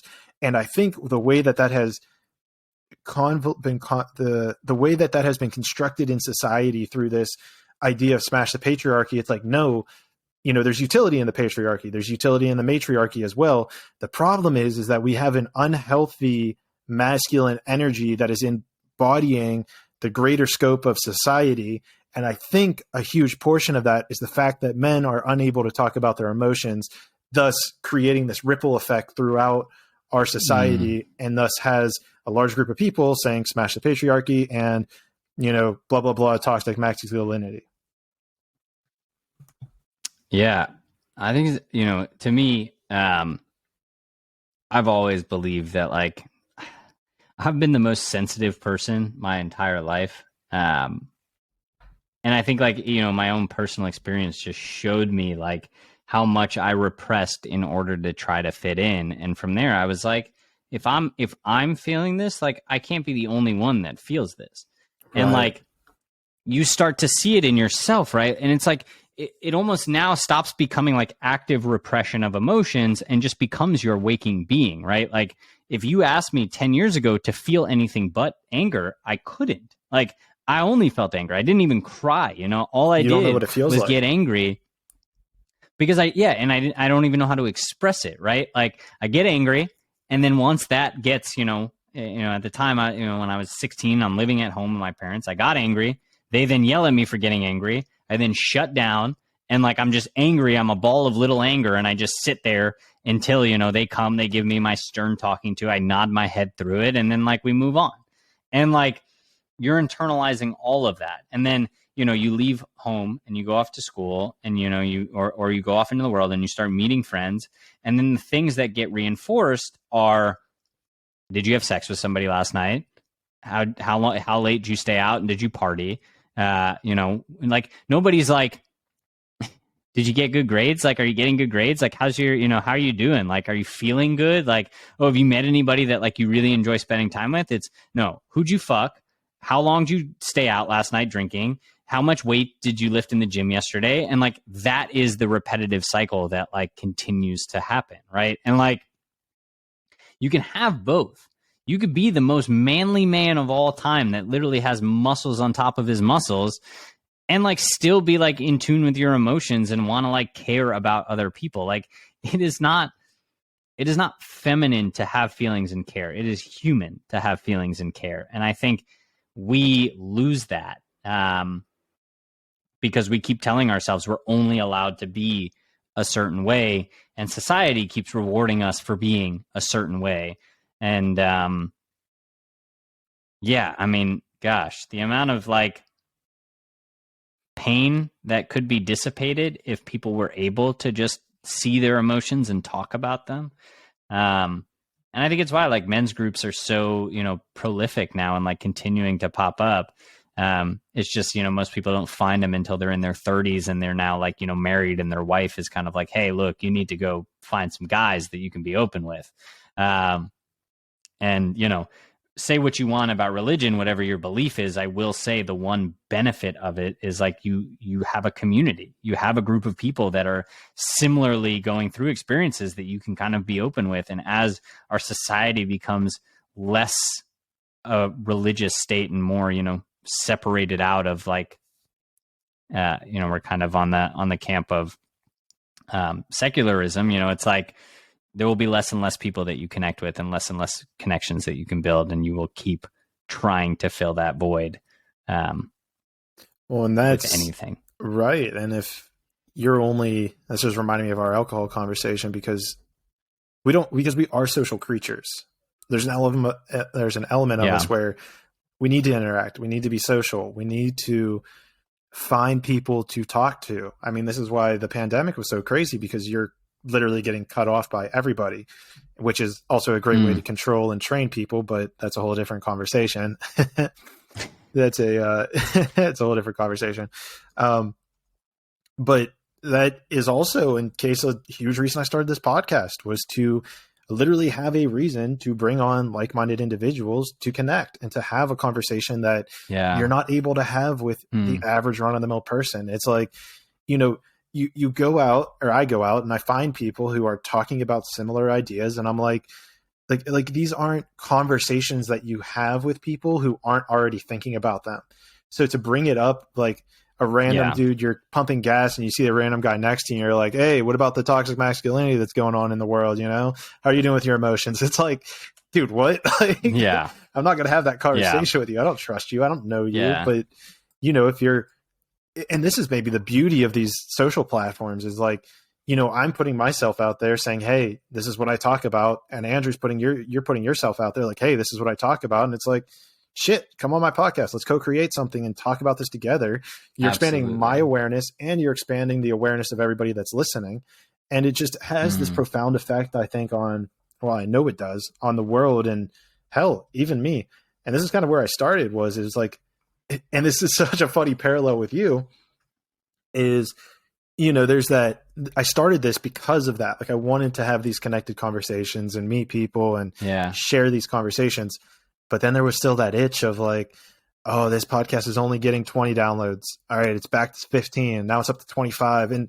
But it's like, you know, removing yourself from that number. And like you're saying, it's like, wait, there is a part of me that does want to quote unquote be famous. But at the same time, I'm realizing, and this is actually a part of the thing that it contributed to my anxiety earlier today, which was I came across there's like this person that I really want to have on the podcast, super aligned guest. I'll put her name out there, Elizabeth April, if you've heard of her. And she reposted being on somebody else's podcast. And when that happens, I can't help but to not investigate their podcast. Well, this person has 10 episodes, and they have people like Dr. Joe Dispenza, Elizabeth April. I think Bruce Lipton was on one, like all these big names. And I'm sitting there, and this is what contributed to my anxiety. It's like, dude, I've been doing this for 9 months, and yet this kid only has 10 episodes. You know, I have 30 some, and it becomes this whole comparison tool. And I'm laughing because I'm realizing, you know, it. And so it's like, okay, shit, like there is a portion of me that like the ego is still there. It still wants and is grabbing at this fundamental idea of, let's say, achievement or recognition within the spirituality and consciousness community to want to be big. But it's like, you know, I've taken a step back, and I'm like, you know, I wonder if, had I started out with those types of people on my page, would I be reaching out to Andrew? Would I be reaching out to certain other people that I'm bringing on the account who maybe are smaller, you know? And so the question within me is like, well, okay, I'm doing this for long term, right? So I'm doing this for long term. I'm doing this to help people. I'm doing this for the bigger picture. So maybe it's actually in my best interest that I don't get those people on. Maybe big picture, big scale. It's like, well, maybe I'm learning what it's like to connect with people who aren't of that size. Maybe I would have so much anxiety built up for those interviews that it would be a terrible interview. You know, I can't really say for sure, but you know, so I don't know where I'm kind of going with this, but you know, I guess I was just relating to the egotistical desire for wanting to be fame and recognized versus wanting to balance that with actually helping people and connecting with other people. Yeah. I think, you know, it's funny. It's like, I feel like if we sat for like 5 minutes and just looked back at this episode, like we would probably find 3 or 4 like principles on like how to operate in life that like, you know, allow you to, because I feel like, you know, we keep touching on kind of the same stuff, but I think you're spot on, right? It's like, if everything that you're doing is happening for a reason, and, you know, so what, you know, I'm a rising TikTok star. Like, you know, I'm not like a household name that you're like, this is awesome. But like, I think what's cool is like, you get to hone your craft. You get to, you know, find your love for the art form of podcasting. Right. And it's like, everybody has to start somewhere. And I think it's like, it's so hard to look at somebody and be like, you know, you look at somebody and you don't see all of the work that they've put in, right? Like, I think one of my favorite quotes is like, an overnight sensation is not an overnight sensation. They put in the work for 10 years that allowed them to lay the foundation to become an overnight sensation, right? Like, you look at somebody, one of my favorite podcasters is Jay Shetty. And, you know, he used to host a show for Huffington Post before he hosted his own podcast. Like, you know, there are things that you don't see happening behind the scenes that like, who knows how this kid is like connected to these guests, who I used to host podcasts for the company I worked for, nobody would know this stuff because it's like not also like, it's not the same name. It's not the same vision. So it's like, similar to like, as I was saying too, and it's all a practice, right? It's all of it is like a daily continual practice. Like your ego is never, in my mind, like never just going to die and be gone. Like you can get separation from it, but then it's a constant work of like when you see it rear its head, just like with anxiety, when you see it rear its head, how can you talk to it? How can you work through it? How can you kind of overcome it in order to like free yourself up to be free, right? Like that's like what we're all trying to do is like at the end of the day, we all just want to be content, at peace, happy, enjoying our lives, working towards something greater than us, contributing to the planet. But, we stay stuck in these lower operating modes of anxiety, of desiring comfort, wanting security, wanting to fit in.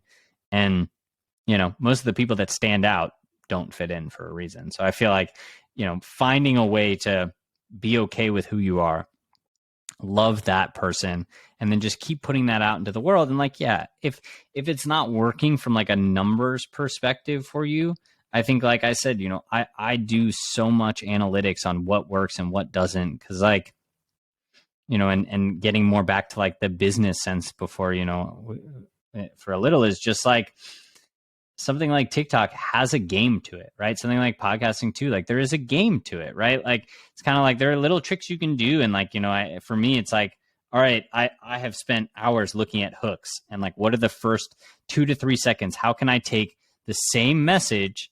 And when I draft out content, I literally have this. What is my main message? What is the hook? Now let me write the script. And like that allows me to like really hone in on what I deem to be what has separated, some of my good videos from some of my bad ones is what do I say to you right away that like gets you to stay? And like, that's a very tangible takeaway for somebody that's like, all right, if I want to keep the same messaging, maybe I just go look at hooks and I just start doing that, because you can keep your message if you just like change a tiny little thing around, right? And I think in the podcasting space, it's like when you get a bunch of reviews on the podcast, like it does, boost the algorithm a bit on Apple, on Spotify. So, kind of like gaming the system a little bit, right? I think like whether people like or dislike Tim Ferriss, I think that's like his greatest gift is like he is able to figure out how to play within the systems and then like game them to his desire. And I think finding what you love, figuring out how to like make that work, and then continuing to do it, that's kind of the path in my mind for life. And that's why it's like, I completely agree with you. When I realize my ego is popping up or I realize I'm unhappy with what I'm doing, it is when I need to take a step back so that I can keep moving forward. Right.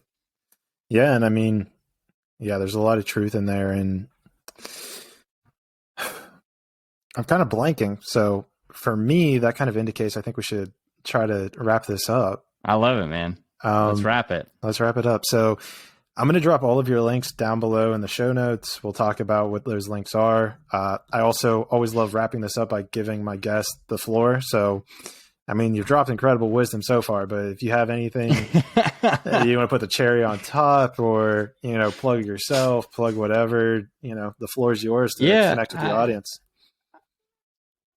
I don't have much to plug. I think right now my whole thesis in life is how can I, for myself, not settle for fine and make my life amazing. And by doing that and like simultaneously sharing what has worked, be able to help people do the same. And I think, no matter what age you are, I know it varies depending on, how old you are, but I think to some extent we're all settling. And I would like to have a world where people don't settle. And maybe that's naive.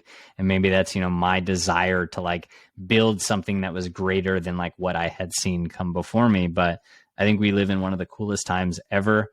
There's a lot of shit wrong. There's also a lot of shit right.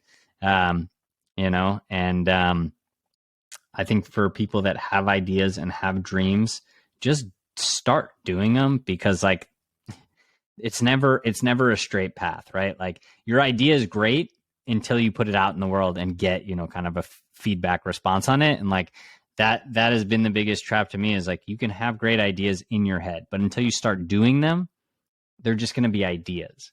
So don't settle for fine. Life should be amazing, and get there by doing, not by just thinking. Andrew Feinstein. I love it. The wise words.